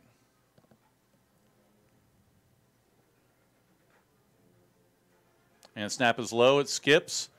Nice hold, and the kick is up, and it's good. And that'll put the Tigers up 20-0 here with 9:54 left in the third quarter. So why don't we take a quick break, and we'll be right back. The Leander Lions Football Booster Club would like to send a special shout out to its platinum sponsors. First, James Henderson with American Pacific Mortgage. Contact James and get $5,000 towards closing costs. That's James Henderson with American Pacific Mortgage at hendersonlending.com. Also, Big Swig Water. Big Swig balances thirst-quenching bubbles and fresh flavor for a crushable beverage enjoyed any time of day. The can is bold, but the bubbles are refreshing, not overwhelming. It's perfect for hydrating during a weekend at Zilker Park, a weekday lunch, a night out, and everything in between. Anywhere around Austin, Big Swig sparkling water brings a bubbly zip and burst of flavor, delivering Texas-sized refreshment. Crack one open. Thank you, Platinum sponsors. So we're back here in the third quarter. Leander getting ready for the kickoff. Dotson and LaRue back deep around the 10-yard line. Ross Hines ready to kick for Stony Point. Well, Leander's got to get something going on offense. They're down 20-0. They need to get a score up on the board. And here's the kick. It is high and deep. LaRue gets it about the 8-yard line, goes towards the middle of the field, cuts out to the right side and turns it up inside. He's up across the 30, 35, 40, keeps his feet, and he dives out to the 47-yard line. Great return by LaRue, but once again, 2 flags are on the field. If this is against Leander, which looks like it may be another unfortunate break for them. So the officials are talking, pointing at the flags. We'll see if the call is here.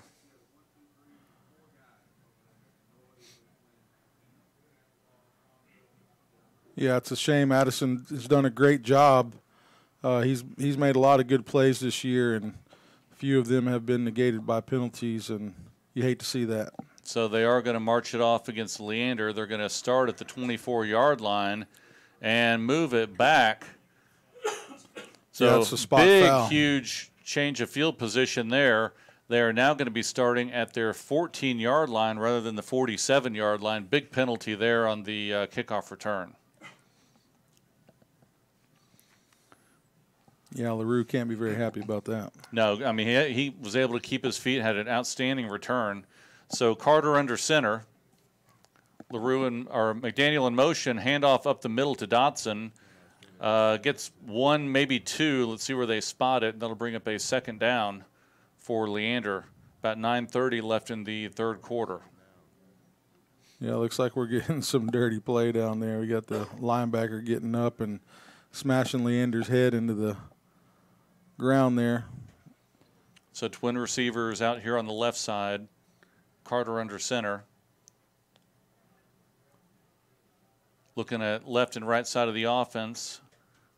And LaRue goes in motion to the right side, and as a handoff, semi-handoff, looks like both of them have the ball with the defender, and they go forward to about the 21-yard line, but once again another flag is on the field. And it'll be another offensive penalty, false start against Leander. They'll move them back another 5 yards. Well, if you didn't think it would get uglier. It's just tough. Seems about every other play you see a flag out on the field, and one of the teams is moving backwards. So Leander will start out on their 11-yard line, 2nd and 13. Have a receiver on each side, and that'll move it up. It was declined. So it was declined. Okay, they're going to decline the penalty. Now it'll be 3rd down and about 7 for Leander. And it looks like Coach Smith will be calling a timeout here. So we'll stop the clock, and let me go ahead and go through our sponsors here. The Leander Lions Football Booster Club sponsors: Bush's Chicken, Wingstop, Rudy's Country Store and Barbecue, Farmers Insurance with McCoy Agency, James Henderson with American Pacific Mortgage, Allstate with Amy Maddox, Earl and Janice Lott, Mighty Fine Burgers, Fries, and Shakes, Blue Door Realty Group with Stephanie Biggs, Randy Hoff with Lexus of Austin, Dana Kerr Photography, Milo Aquatics Pool Service, and Big Swig Water. So we want to thank them for supporting the Booster Club. Leander trots back out on the field here. 9:01 left in the third quarter. looking at a long 3rd and 7. What do you call here, Gary? I think you got to go for get the passing game going. Looks like that's probably what they're going to do here. So single receiver on each side. Leander going right to left. LaRue in motion. And Carter goes back to throw. And he sets up and throws it down the right side, high and outside, out of bounds, incomplete. Looks like they were going to try and do a wheel route down there on the right side to McDaniel, but he was covered and the ball was thrown out of bounds. So that'll bring up a 4th and 7 for Leander, and they're sending out the punting unit. Yeah, right now this offense just needs a spark. You know, they need to get some good second, first down short yardage, 3-4 yards at a time, just get some clips off and maybe some short passing plays, just something to get this team going into some rhythm. Right now they can't find the rhythm. So Gaiman back at about his 3-yard line, ready for the snap. The snap is back, and the kick is up. O'Bannon running backwards. Great kick by Gaiman. It hits at the 42, down to the 30. He picks it up at the 25-yard line, slips a tackle, 35, 40, slips another tackle, gets out to the 42, and he is brought down there by a couple Lions, number 51, Diego Costa, and number 34, Addison LaRue. Yeah, O'Bannon touched the ball 3 times last week and scored all 3 times. Pretty dangerous. Yeah, he is. And what do we see on the field? Another flag. Unbelievable. We'll see what they call here.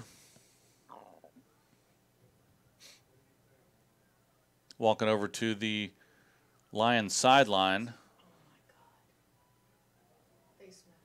And it looks like it's going to be another penalty against Leander. A big one. It'll be a 15-yard penalty. Looks like they're going to be calling a face mask on that, and that'll give Stony Point 1st and 10 on the Leander 43-yard line. Yeah, if I'm the head coach of the Lions right now, I'm getting into this team pretty hard. Well, O'Bannon is back at quarterback. Man in motion across in another jet sweep. Turns it inside, tries to bounce outside. A hard tackle coming up strong right there was number 7, Dimitri Dawson. Nice tackle. You've got to be kidding me. Another flag on the field? This is unbelievable. I don't think I've ever seen a game with this many penalties. Yeah. Seen a couple. Seems about every other play you see the flag on the field. It stops a play. Any rhythm that Leander has had, and another penalty against Leander, and they are moving the ball down to the 25-yard line. That'll give Stony Point a 1st and 10 on the 25 with 8:27 left in the 3rd quarter. Yeah, you got about 30 free yards right here that Leander's giving Stony Point, maybe 35. So Stony Point comes out, twin receivers to the right. Overton back at quarterback, man in motion coming across out to the right side. Snap over his head to the 35, down to the 40. Ball's on the ground. Looks like Leander may have recovered that, and they did. Number 58, Eric Locust, came up, was able to steal the ball on the 40-yard line, and that'll give Leander a 1st down. So hopefully that's the spark they needed to get going. Yeah, that's exactly what they needed. So let's see if this offense can find their rhythm, and I think if they can do that and march down the field, they can probably get back into this game. Yeah, they just got to stop the penalties. They just can't commit any more penalties and killing any sort of drive that they're starting. So here they go back out on the field. I think we've seen 6 or 7 already. So here we go back in their standard formation. 1 receiver each side. McDaniel in motion. Roll out to the left side. He gets tripped, but he's able to keep his feet. Nice run by Carter. Gets about 8 on that. Tough run by Carter, and hopefully he can keep that up, get a little bit of attitude out there, bring it into the offensive huddle, and let's start moving the ball. Well, as the leader of that offense, that's what you want to see. You want to keep these guys motivated here on the offense and showing signs of some strength right there. Yeah, I mean, if it were me, get something going, maybe – pick up the offense, the cadence a little bit, pick up the huddle, get up to the line, and let's get going. So a handoff off the right side to Dotson. He gets stood up and tackled about the line of scrimmage, short of the 1st down. So it looks like that'll be about a 3rd and 1 sitting here for Leander on their 49-yard line. Number 9, Cameron Williams. So here we go, 3rd and 1. Leander's got to get a first down, but if they don't, you might as well go for it here. Yeah, this is 2 plays for sure to get this first Twin down. receivers on the left, receiver in tight on the right side. Carter under center, and it is a keep. Carter keeps it, goes around the right side, 50, down to the 45, turning the corner down to the 30. May have gotten inside the 30. Great play by Carter. And a great play by Leander. A good call by the offensive coaches right there. They were expecting the ball up the middle. Nice fake to Dotson. About 3 or 4 people jumped on him. Carter pulled and got around the right side for a big gain for Leander. Yeah, those penalties not only mess up the rhythm of the guys on the field, but it also messes up the rhythm of the coaches. And you see they're starting to be able to take advantage of some of these reads now. So Carter sets up 1st and 10 on Stony Point's 30-yard line. LaRue in motion, back to the center, back out to the left side. And now McDaniel goes in motion across, and there's a handoff off the left side to Dotson. Good hole. Gets about 8 yards on that carry, maybe 7. They'll mark it back at 7 yards, but a good run by Dotson, and it looks like they have something going here. Leander needs to keep this pace, keep this cadence, and let's keep marching down the field. Yeah, this is what all the fans came to watch. See this offense move down the field. So hopefully they're coming up to the line with a little bit of attitude. Nice hole off the left side there by the offensive line. So twin receivers out to the left side and the receiver in tight on the right. Carter with a handoff up the middle to Dotson. And he's close to the first down, but it looks like he'll be a little short. They'll mark it at about the 21-yard line. They need about 1 to gain for a first down, so it'll bring up a 3rd and 1 here for Leander. Yeah, you're seeing this offensive line of Leander getting good push on the defense. Yeah, they're getting off the ball really well and getting a good push. So twin receivers on the left, Carter under center. Uh-oh. Okay, timeout. Leander looks like they're about to pull a flag out for maybe a man in motion, but they call a timeout with 5:58 here left in the 3rd quarter. Lions trail 20-0, but they're marching down the field. We'll be right back after the break. The Leander Lions Football Booster Club would like to recognize its sponsors: Bush's Chicken, Wingstop, Rudy's Country Store and Barbecue, Farmers Insurance, the McCoy Agency, James Henderson with American Pacific Mortgage. Contact James and get $5,000 towards closing costs. Amy Maddox with Allstate, you're in good hands. Stephanie Biggs with Blue Door Realty Group, Mighty Fine Burgers, Fries, and Shakes.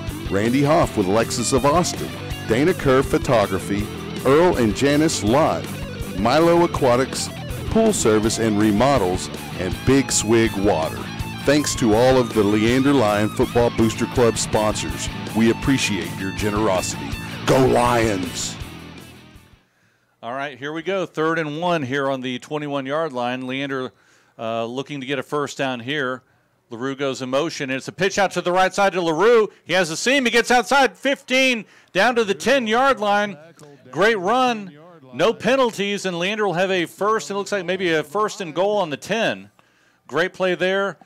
LaRue showed his quickness getting to the outside on that pitch. Yeah, LaRue, once he gets onto the outside, he can definitely turn it up. He's had some really good runs in the past 2 years breaking off the outside. Well, Leander's got something going right now.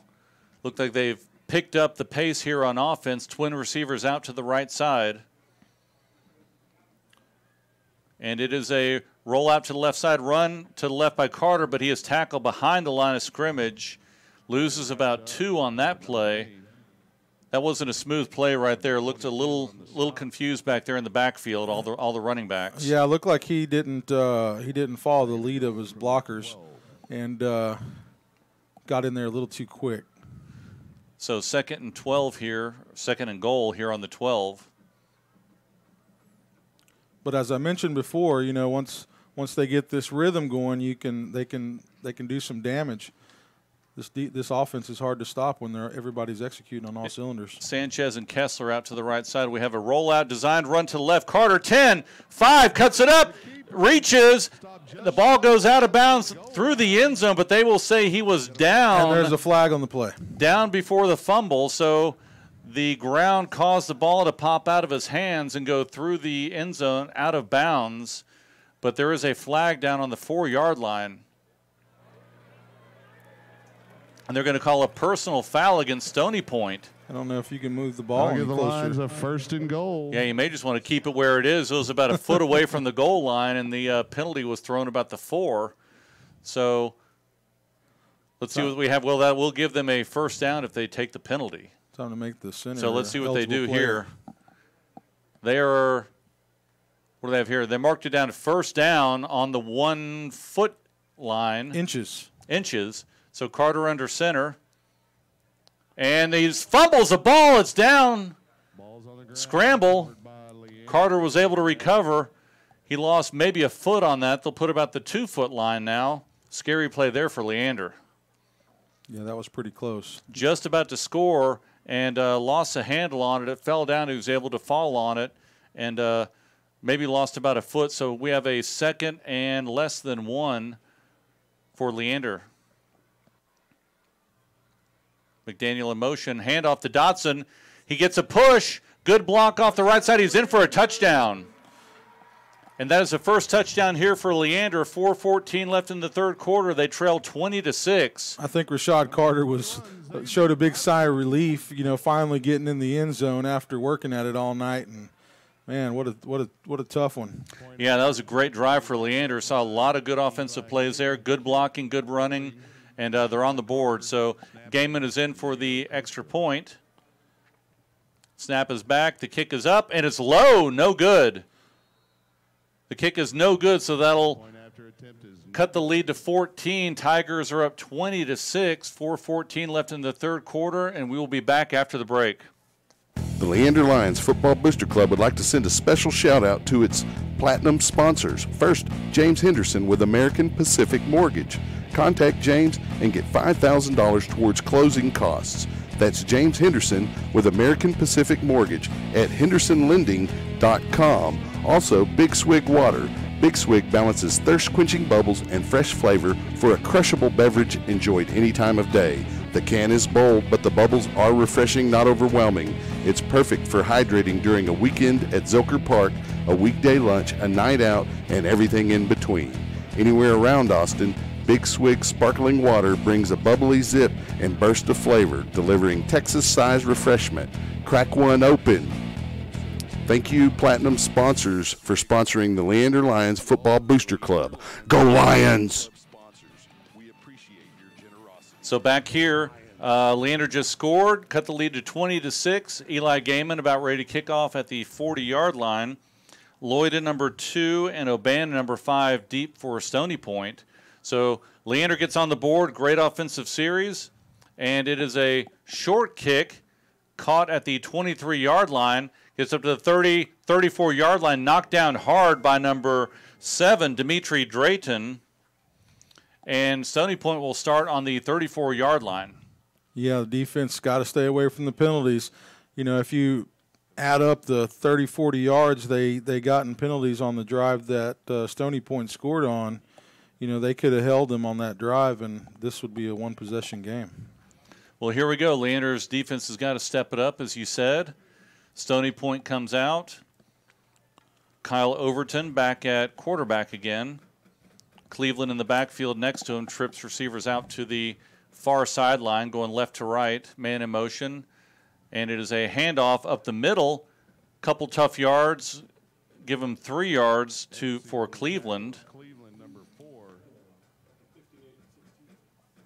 Number 58, Dyron Dixon on the tackle.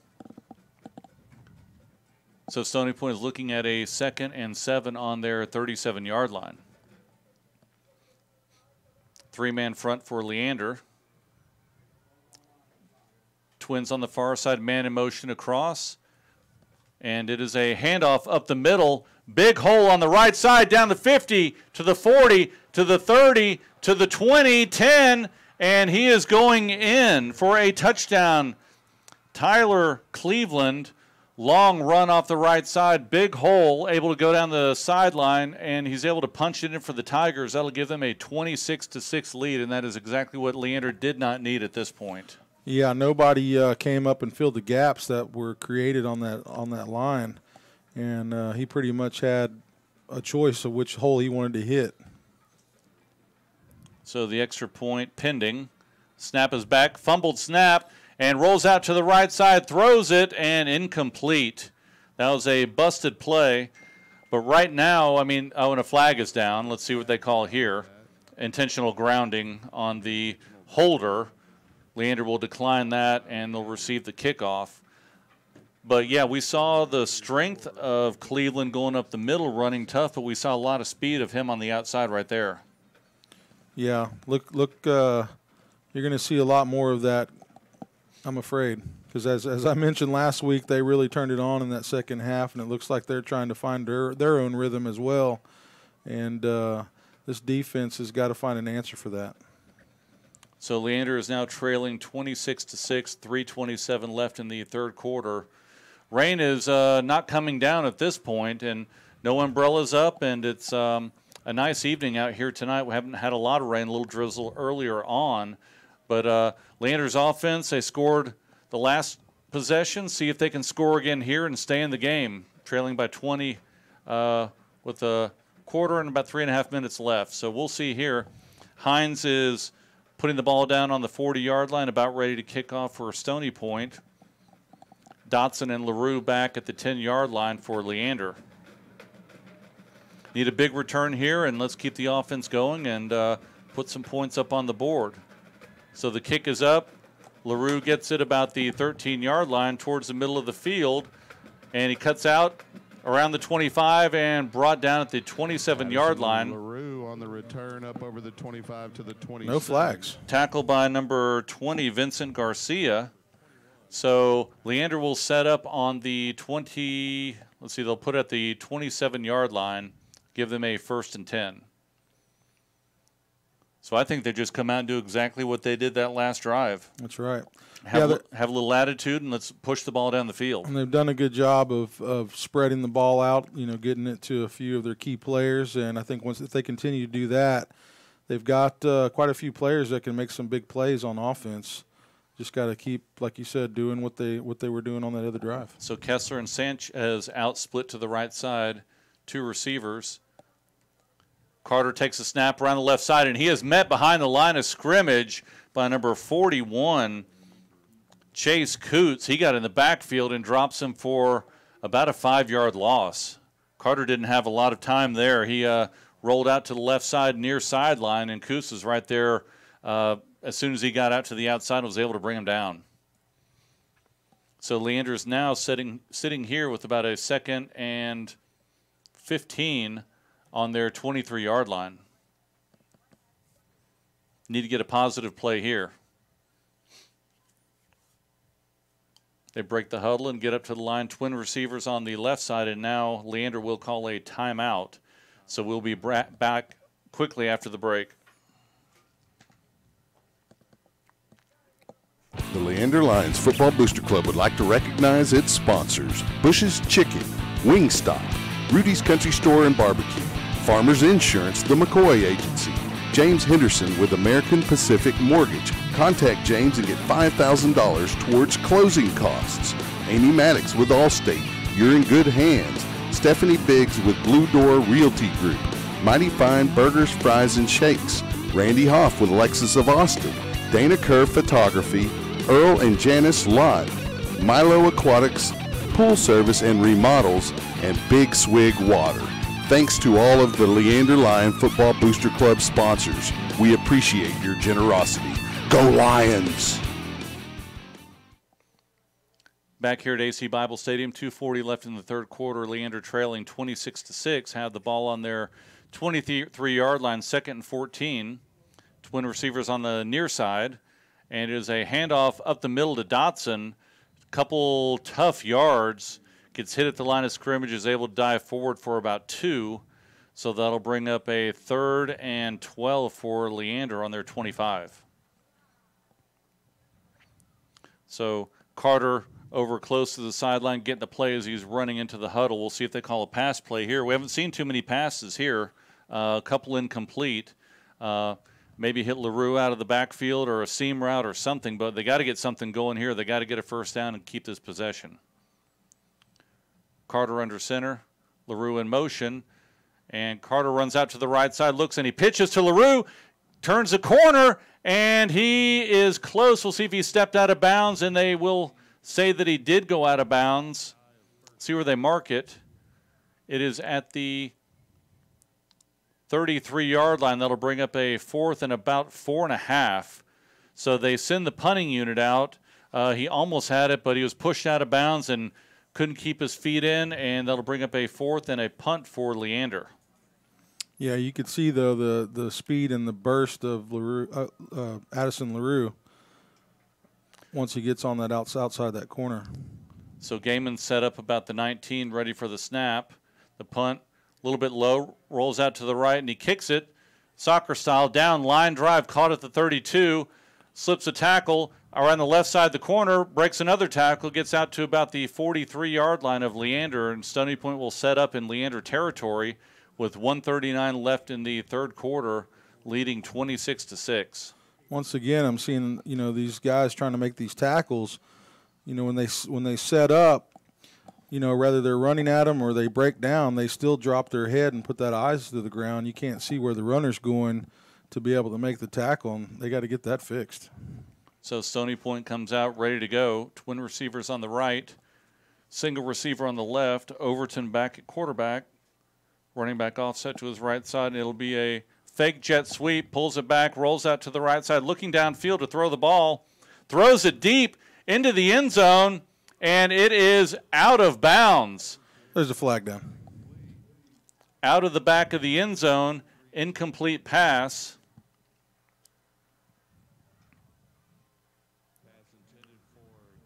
So it looks like it was out of bounds if there was any contact. They're going to set up 2nd and 10 here for Stony Point, 1:27 left in the third quarter. Well, I guess they picked the flag up.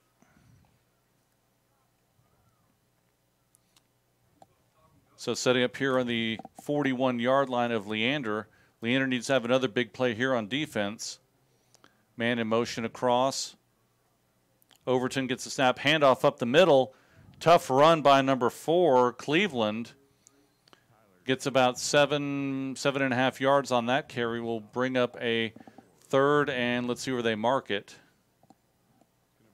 About a 3rd and 3 here on the Leander 34-yard line. Overton ready to go, and it's a handoff up the middle once again, and enough for the first down. That is once again Cleveland. Another tough run with the spin move at the end, picks up about 5. That'll give Stony Point a first down. Leander 28-yard line. Yeah, and he's dragging Lions with him. Looks like you had Evan Smith, number 44, and Ray Egglesey on the tackle. Stony Point sets up about 40 seconds left in the third quarter. Twin receivers on the right. Overton looking over the defense. And he gets a snap. And it's a handoff off the right side to number 17. Cuts, then cuts back to the left side. Slips and falls down about the 15-yard line. Looked like he may have had a little more room out to the right side. But he had enough on that. Number 17, Kendall Thomas, for another big run and a first down that'll set up 1st and 10 on the Leander 15-yard line. We have a player down right now, and it looks like he's waving him off.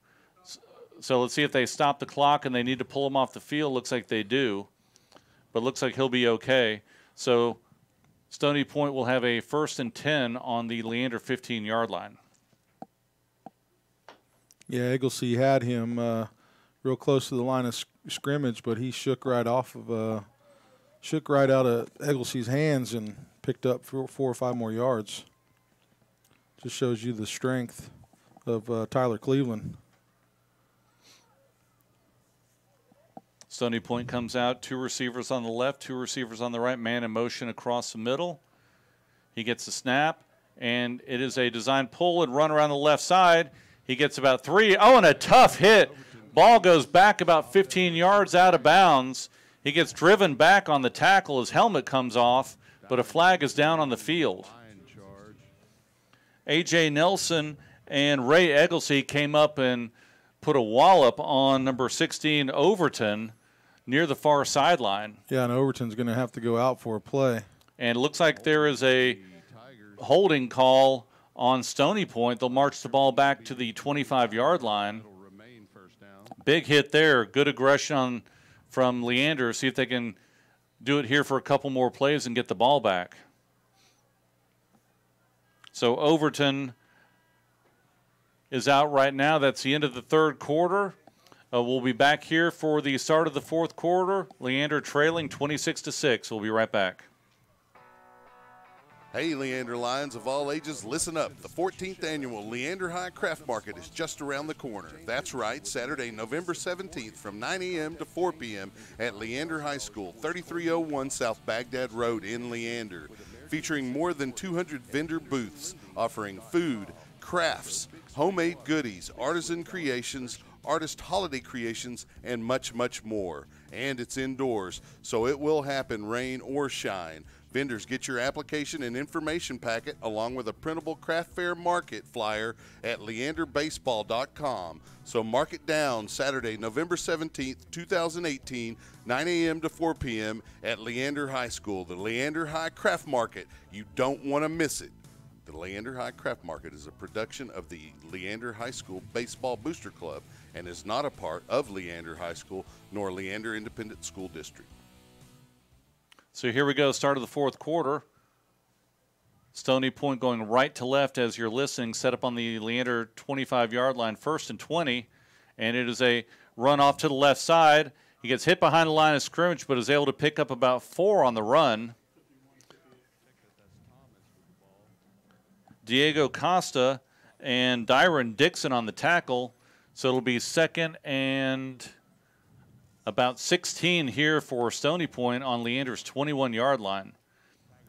They set up with trip receivers on the right, single receiver on the left, Overton back in the pistol formation, and he goes back rolling out to the right, looking to throw, looking downfield, and pressure coming now from Leander, and he is hit behind by number 90, Connor Cracy, a big hit, but a flag is down. Yeah, it looks like that's going to be holding against Stony Point. Yeah, Overton was looking downfield to throw. Cracy was able to get off his block and hit him from behind and drive him into the turf, and we'll see where they mark the penalty. But good pressure there by Leander, keeping him in check and containing him from running to the outside, and Cracy was able to come in from the inside and finish off the play. Yeah, and that's what you need. That's what you need to do on defense, is turn that play inside and let the help come. And that's exactly what happened. So they are marking the penalty off against Stony Point. They'll put the ball down at Leander's 31-yard line. So it looks like it'll be a 2nd and about 25 here for Stony Point on Leander's 31. Trips receivers on the left. Overton gets the snap, looks downfield. Not a lot of pressure initially. Now they're coming. He throws it down the middle, and wide open is number 5, O'Bannon, who catches it in the end zone for another touchdown for Stony Point. Yeah, it looked like that was a lack of communication on the defense. Uh-oh, we have another player down on the field. So why don't we, let's see, they're rolling them over. So let's take a quick break, and we'll be back when we resume play. The Leander Lions Football Booster Club would like to send a special shout-out to its platinum sponsors. First, James Henderson with American Pacific Mortgage. Contact James and get $5,000 towards closing costs. That's James Henderson with American Pacific Mortgage at hendersonlending.com. Also, Big Swig Water. Big Swig balances thirst-quenching bubbles and fresh flavor for a crushable beverage enjoyed any time of day. The can is bold, but the bubbles are refreshing, not overwhelming. It's perfect for hydrating during a weekend at Zilker Park, a weekday lunch, a night out, and everything in between. Anywhere around Austin, Big Swig sparkling water brings a bubbly zip and burst of flavor, delivering Texas-sized refreshment.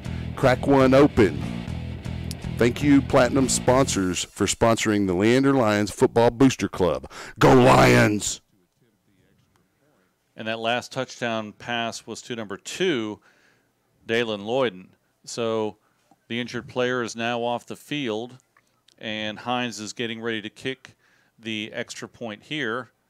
The kick is up, and it is good. So the Panthers have come back and scored 2 unanswered touchdowns here, and they go up 33-6 with 11:08 in the fourth quarter. Why don't we go through some of the local scores? All right, we've got Cedar Ridge High School up on Vandergrift 14-7. Central High School's playing Cedar Park. Cedar Park is winning that game 35-19. McNeil High School has been on top of Vista Ridge the entire game. Right now the score on that is 35-14. We've got Liberty Hill High School beating Manor High School 24-12. Lehman High School 14 to Austin High 34. Lake Travis is beating Bowie. I thought that'd be a pretty good game. Yeah, pretty it sounded good like the game right of the week, there. one of those around the area. Lake Travis is on top of Bowie 42-7. We've got Crockett High School 42-0. Let's see if we've got Georgetown over South San Antonio High School 31-12. Comfort over Lago Vista Lago Vista over Comfort 42-6. Riesel School 21. Gerald High School 13, La Vega 10, and LBJ 14. So getting ready for the kickoff here. It is a short bouncing kick off of Crazy's hands back to the 33-yard line, and Leander recovers. Tried to catch him off guard there, but able to recover the kick was number 10, Henry Birmingham.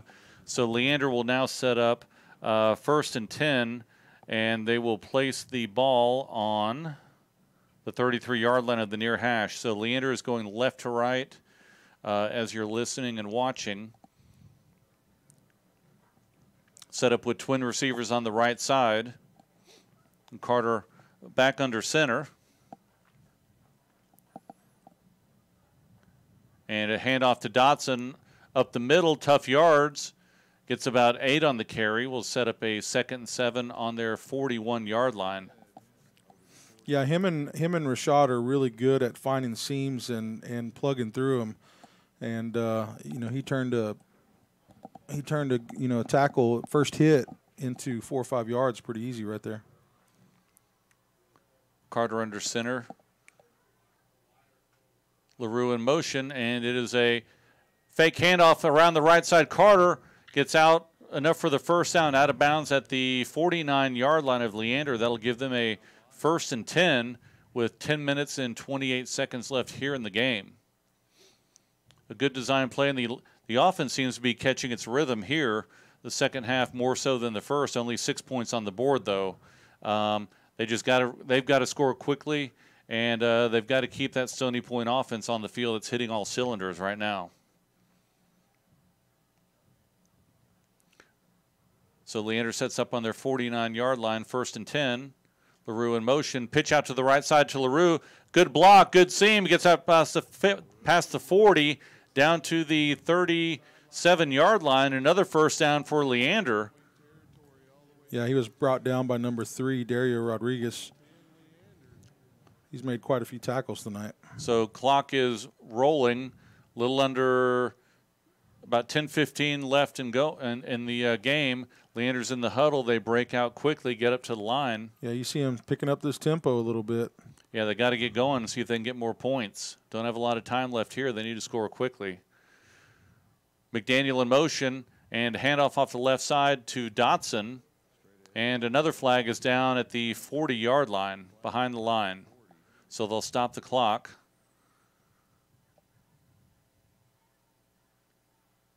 And looks like they are going to march it off against Leander. Let's see what the call is here.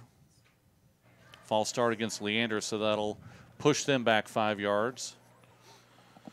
Yeah, there's been a lot of those false starts on the offense, and you hate to see that as a coach. Everybody on that side of the ball is supposed to know what's coming, what's going on, and it's mental mistakes. So that'll set up a 1st and 15 on the Stony Point's 42-yard line. Twin receivers on the right. Carter gets under center. LaRue in motion. Carter, quick pitch to the right side to Dotson. Turns around on the right side, gets outside down to the 32-yard line. That's about a 10-yard gain. That'll bring up a 2nd and about 5, depending on where they mark it. But good offensive play there. Need a few more of those, and let's get in the end zone. So they get into the huddle and break out relatively quickly, get up to the line. 9:10 left in the fourth quarter. Twin receivers on the right, single receiver on the left. Carter yelling out to the left side and right side.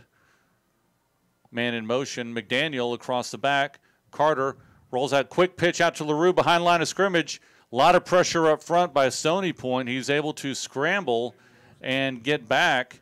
And let's see where they mark it. He may have lost a couple yards on that where his knee went down. So now we're looking at a 3rd and 9 for Leander on Stony Point's 36-yard line. Obviously, 2-down territory here for the rest of the game. They can't afford to punt the ball anymore. Clock's running out, down to about 8:20 left here in the fourth quarter. Carter designed to roll out to the right, pitches out.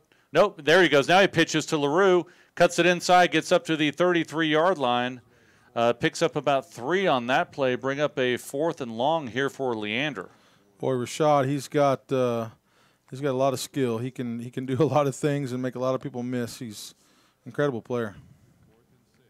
Yeah, just watching the replay on the big board, faked a pitch out to LaRue, then kept it for about 3 more yards. The defender came up, and then he pitched out to LaRue, able to pick up a couple. So now Leander is sitting here with a 4th and 6 here on the 33-yard line.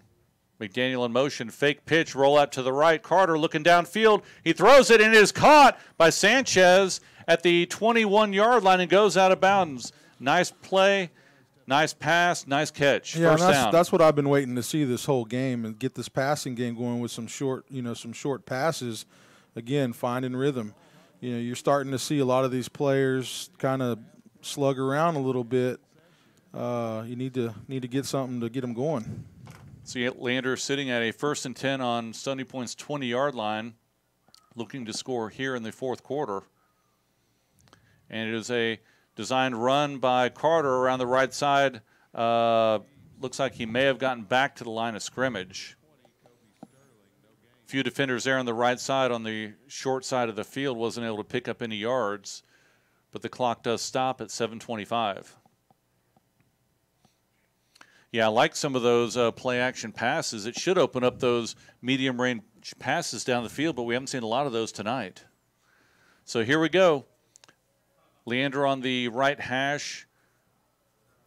LaRue goes in motion, sets up back on the left side, twin receivers on the right. Now McDaniel goes in motion, and Carter hands off to tough play, tough run by Dotson. Gets about 5 yards on the play, maybe 6. They're marking at the 15-yard line. Yeah, and the free safety, Dario Rodriguez, came up and made that tackle. So we have a 3rd and about 5 here on the 15-yard line. Carter gets a play from the sideline, runs back into the huddle. Wouldn't mind seeing another play action here. See if they can catch the defense attacking the ball. Twin receivers on the right, Carter under center. McDaniel in motion, roll out to the left, and looking, and he pitches out to McDaniel. He cuts it up, but he is brought down. Nice tackle out there on the far sideline. Looks like it may have been maybe a 1-yard gain if they give him that. So they're going to mark it about the 14-yard line. Looked like he had a lot of room out there, but the defense closed really fast on that pitch. Yeah, and you'd like to see McDaniel go ahead and get his pad level down and try to bowl through some of that. He kind of stood up a little bit, which gave the defender all the momentum. And it looks like we're going to have a penalty against Leander. So they're going to mark it off and move it back to the 24-yard line. They just wanted to make it harder on themselves, I think. There we go, 25-yard line as they readjust. So Leander's looking at a 3rd and about 15 on the 25-yard line. Clock is rolling, a little under 6:30 left in the game. So Carter, quick pitch out to the right side to Dotson, has a few blocks, cuts down, nice run down to the 13-yard line, 14-yard line. And another flag is on the field at the 14-yard line. Clock has stopped at 6:25 as we see what the penalty is here on the field. Yeah, that was another nice design play and had good blocking out in front. Was able to pick up some positive yards there. And they're going to call another penalty on Leander holding, and they will mark that off. Just when you think they get going again, we see another flag on the field. Yeah, that's got to be pretty discouraging to the guys who are out there trying to do their job, and you know, they're working their tail off and trying to get yards and try to get into this end zone, and just keep getting called flags and going backwards, and it's got to be pretty discouraging. So here they set up third about 14, and a handoff to Dotson up the middle. Tough run. Gets down to the 17-yard line. See his helmet. Looks like his helmet may have popped off. It does. So yeah, he's got to come out of the game. That's like the third time it's come off this game. Yeah, I think Leander, just going to all these games, they've had a lot of those issues with the helmets coming off. You just don't see that with a lot of teams, or I haven't seen that anyways with a lot of teams. They've got to find an answer for that. So they're going to go for the field goal here. It'll be a 35-yard field goal for Gaiman. Carter set to hold the snap. And it is down, up. The kick is up. It's long enough. It is good. Nice kick by Gaiman for the 35-yard field goal. That cuts the lead to 33-9 with 5:34 left here in the fourth quarter. Right now they're showing Leander with 6 second-half penalties and Stony Point 4. Wow. Yep, drive killers right there. So here we go. Let's take a very quick break, and we'll be back here for the kickoff with 5:34 left in the game. The Leander Lions Football Booster Club would like to recognize its sponsors: Bush's Chicken, Wingstop, Rudy's Country Store and Barbecue, Farmers Insurance, the McCoy Agency, James Henderson with American Pacific Mortgage. Contact James and get $5,000 towards closing costs. Amy Maddox with Allstate. You're in good hands. Stephanie Biggs with Blue Door Realty Group. Mighty Fine Burgers, Fries, and Shakes. Randy Hoff with Lexus of Austin. Dana Kerr Photography. Earl and Janice Lott. Milo Aquatics, Pool Service and Remodels, and Big Swig Water. Thanks to all of the Leander Lion Football Booster Club sponsors. We appreciate your generosity. Go Lions! So here we are with a short pooch kick down to the 22. Bounces, goes back, rolls to the 10, down to the 5, and number 2, Lloyden, is able to recover the ball right about the 5-yard line. A tricky bounce there on the kick from Gaiman. Little pooch kick. It took a weird hop, went past the deep back, ready to catch the ball, and rolled down. And let's see if Leander can get a quick turnover. Obviously, we'll need a miracle here for them to come back and win this game. Sure. But it was good to see them out there setting the field goal up. Get Gaiman a little bit of experience out there this year. Obviously, we saw them last year, but I don't remember them kicking too many field goals. So it's good to see them out there line up and putting that one through. Yeah, and these Leander Lions, they've never been one to back down from a fight. They keep fighting to the bitter end. So here we go, 5:29 left in the game. Stony Point on their 4-yard line. High snap, able to control it, and he runs upfield and gets a few yards on that. Give him 3 on the carry. Evan Smith and Diego Costa on the tackle.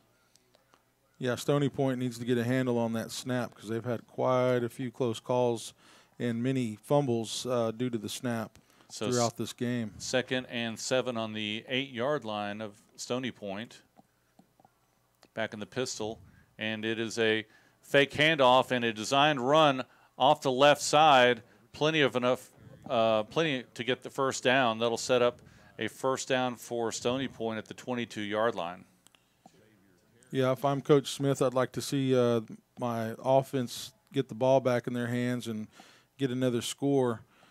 Yeah, Xavier Terry on that last tackle came up with a nice hard tackle, but after he'd gotten past the first down marker. You want to at least finish this game on a positive note. It's going to be a rough week for these guys after they see the film. So Stony Point is letting the clock run down. About 5 seconds left on the play clock. 4:25 left in the game, and it is a handoff up the middle, a couple yards, maybe 1 yard on the carry. Dyron Dixon and Connor Cracy on the tackle. So clock is now approaching 4 minutes left here in the fourth quarter, and Stony Point is going to try and draw these out as long as they can to close out the game. So we're looking at a 2nd and 9 on the 23-yard line for Stony Point. Overton gets the snap and a handoff up the middle, another yard or two, and brought down by a couple Lions. At the bottom of the pile, looks like number 48, Ben Hoff, along with a couple other defenders. So 3:29 left in the game. 3rd and 7 for Stony Point on their 25-yard line. Like to see Leander get a stop here. Snap is back. Overton rolling out to his right side, looking to pass. Pressure coming up from Leander. He turns it up, and he's able to slip a tackle, but he isn't able to get across the first down marker. Great tackle right there to stop him short of the first down by number 48, Ben Hoff. Nice tackle, so that'll bring up a 4th and short for Stony Point. Let's see if they bring the punting unit on or if they try and go for it here to close out the game. Looks like they're going to keep the offense on the field on their 31-yard line, looking at a 4th and 1 on the far hash. Trip receivers on the left side. Overton looking to get the snap. Maybe trying to draw him offside. 7 seconds left in the play clock. Steps up to the line, back 2, 1, and that is it. Looks like they may be calling a timeout. So they try to draw Leander offsides. Good discipline there. So see if Leander can get the ball back and see if they can put a score up before the game ends. Yeah, they've done a good job staying at home on the 4th downs when they've been trying to be drawn off, but it's the other times that have been the problem. So we'll see what happens here as both teams are huddled up on their sidelines. Not a lot of time left in the game. Leander trailing 33-9. Just going back over this game, we've seen some good offensive series, but the penalties have just been killers tonight. Yeah, it's pretty much killed the flow of the game in the first half. It hasn't done much for Leander in the second half either. They've, it kind of led Stony Point into finding their rhythm. Giving up 30-40 yards on their first drive. You just can't do that. So Stony Point comes out, brings their offense back out on the field, 4th and 1 on their 31-yard line. Looks like they're going to go for it here. Overton getting ready for the snap, and it's back, and there's a handoff up the middle. Number 4, plenty of room. First down, rumbles down to about the 50-yard line, picks up about maybe almost 20 yards on that carry, and that was Tyler Cleveland. We've seen a lot of him tonight. He's had a big night for Stony Point. That'll give Stony Point a 1st and 10 on their 49-yard line. Clock is at 2:17, and now they're winding it, and it starts going down towards 2 minutes. Overton looking over to the sideline, going to be using up as much as a play clock as they can. See if they can run this one out. Twin receivers on the left, single receiver on the right. Clock down to 1:54. And the ball is snapped, and we got a flag down. Looks like we have a flag here. Probably, yep, legal motion on the offense. They weren't set as the ball was snapped. Took a little too much time there to try to get set up, and that'll be a penalty. Marching back 5, but the game clock is now down to 1:47. Yeah, it looks like Stony Point went ahead and called the timeout. Okay. So, looking at next week, who do we have on the line? Looks like we're going to play Cedar Ridge next, and we're going to be playing at Kelly Reeves Stadium. That'll be next Friday at 7 p.m. be kickoff. So the teams get back out onto the field. 1:47 left in the game. I think Leander's happy to have this district rotation back in their favor, as all their games are pretty nearby. Snap is back and a handoff up the middle. Gets tackled by a couple Lions. That's number 16, Ray Egglesey, and number 90, Connor Cracy. Picks up about 1 on the play. They'll put the ball at the 50-yard line. Minute and a half left in the game. Yeah, it looks like the defense just kind of got worn down that second half. Obviously, we saw some big plays by Stony Point in the running game, but looks like the defense was a little tired that second half, being on the field a lot. So here we go, 1:10 left in the game. Overton looking for the snap, and he is in the victory formation. He'll kneel down. Overton takes the knee. With the clock now under a minute. Yeah, and Stony Point, I think they have a bye next week. And Leander doesn't have a bye, if you want to call it a bye. They took theirs at the for the last game of the season, so they pretty much have district games consecutively every week until the end of the season. So no rest for the wicked here. So Stony Point will line up here for what appears to be the last snap of the game, back in their victory formation, and he takes a knee, and that should do it.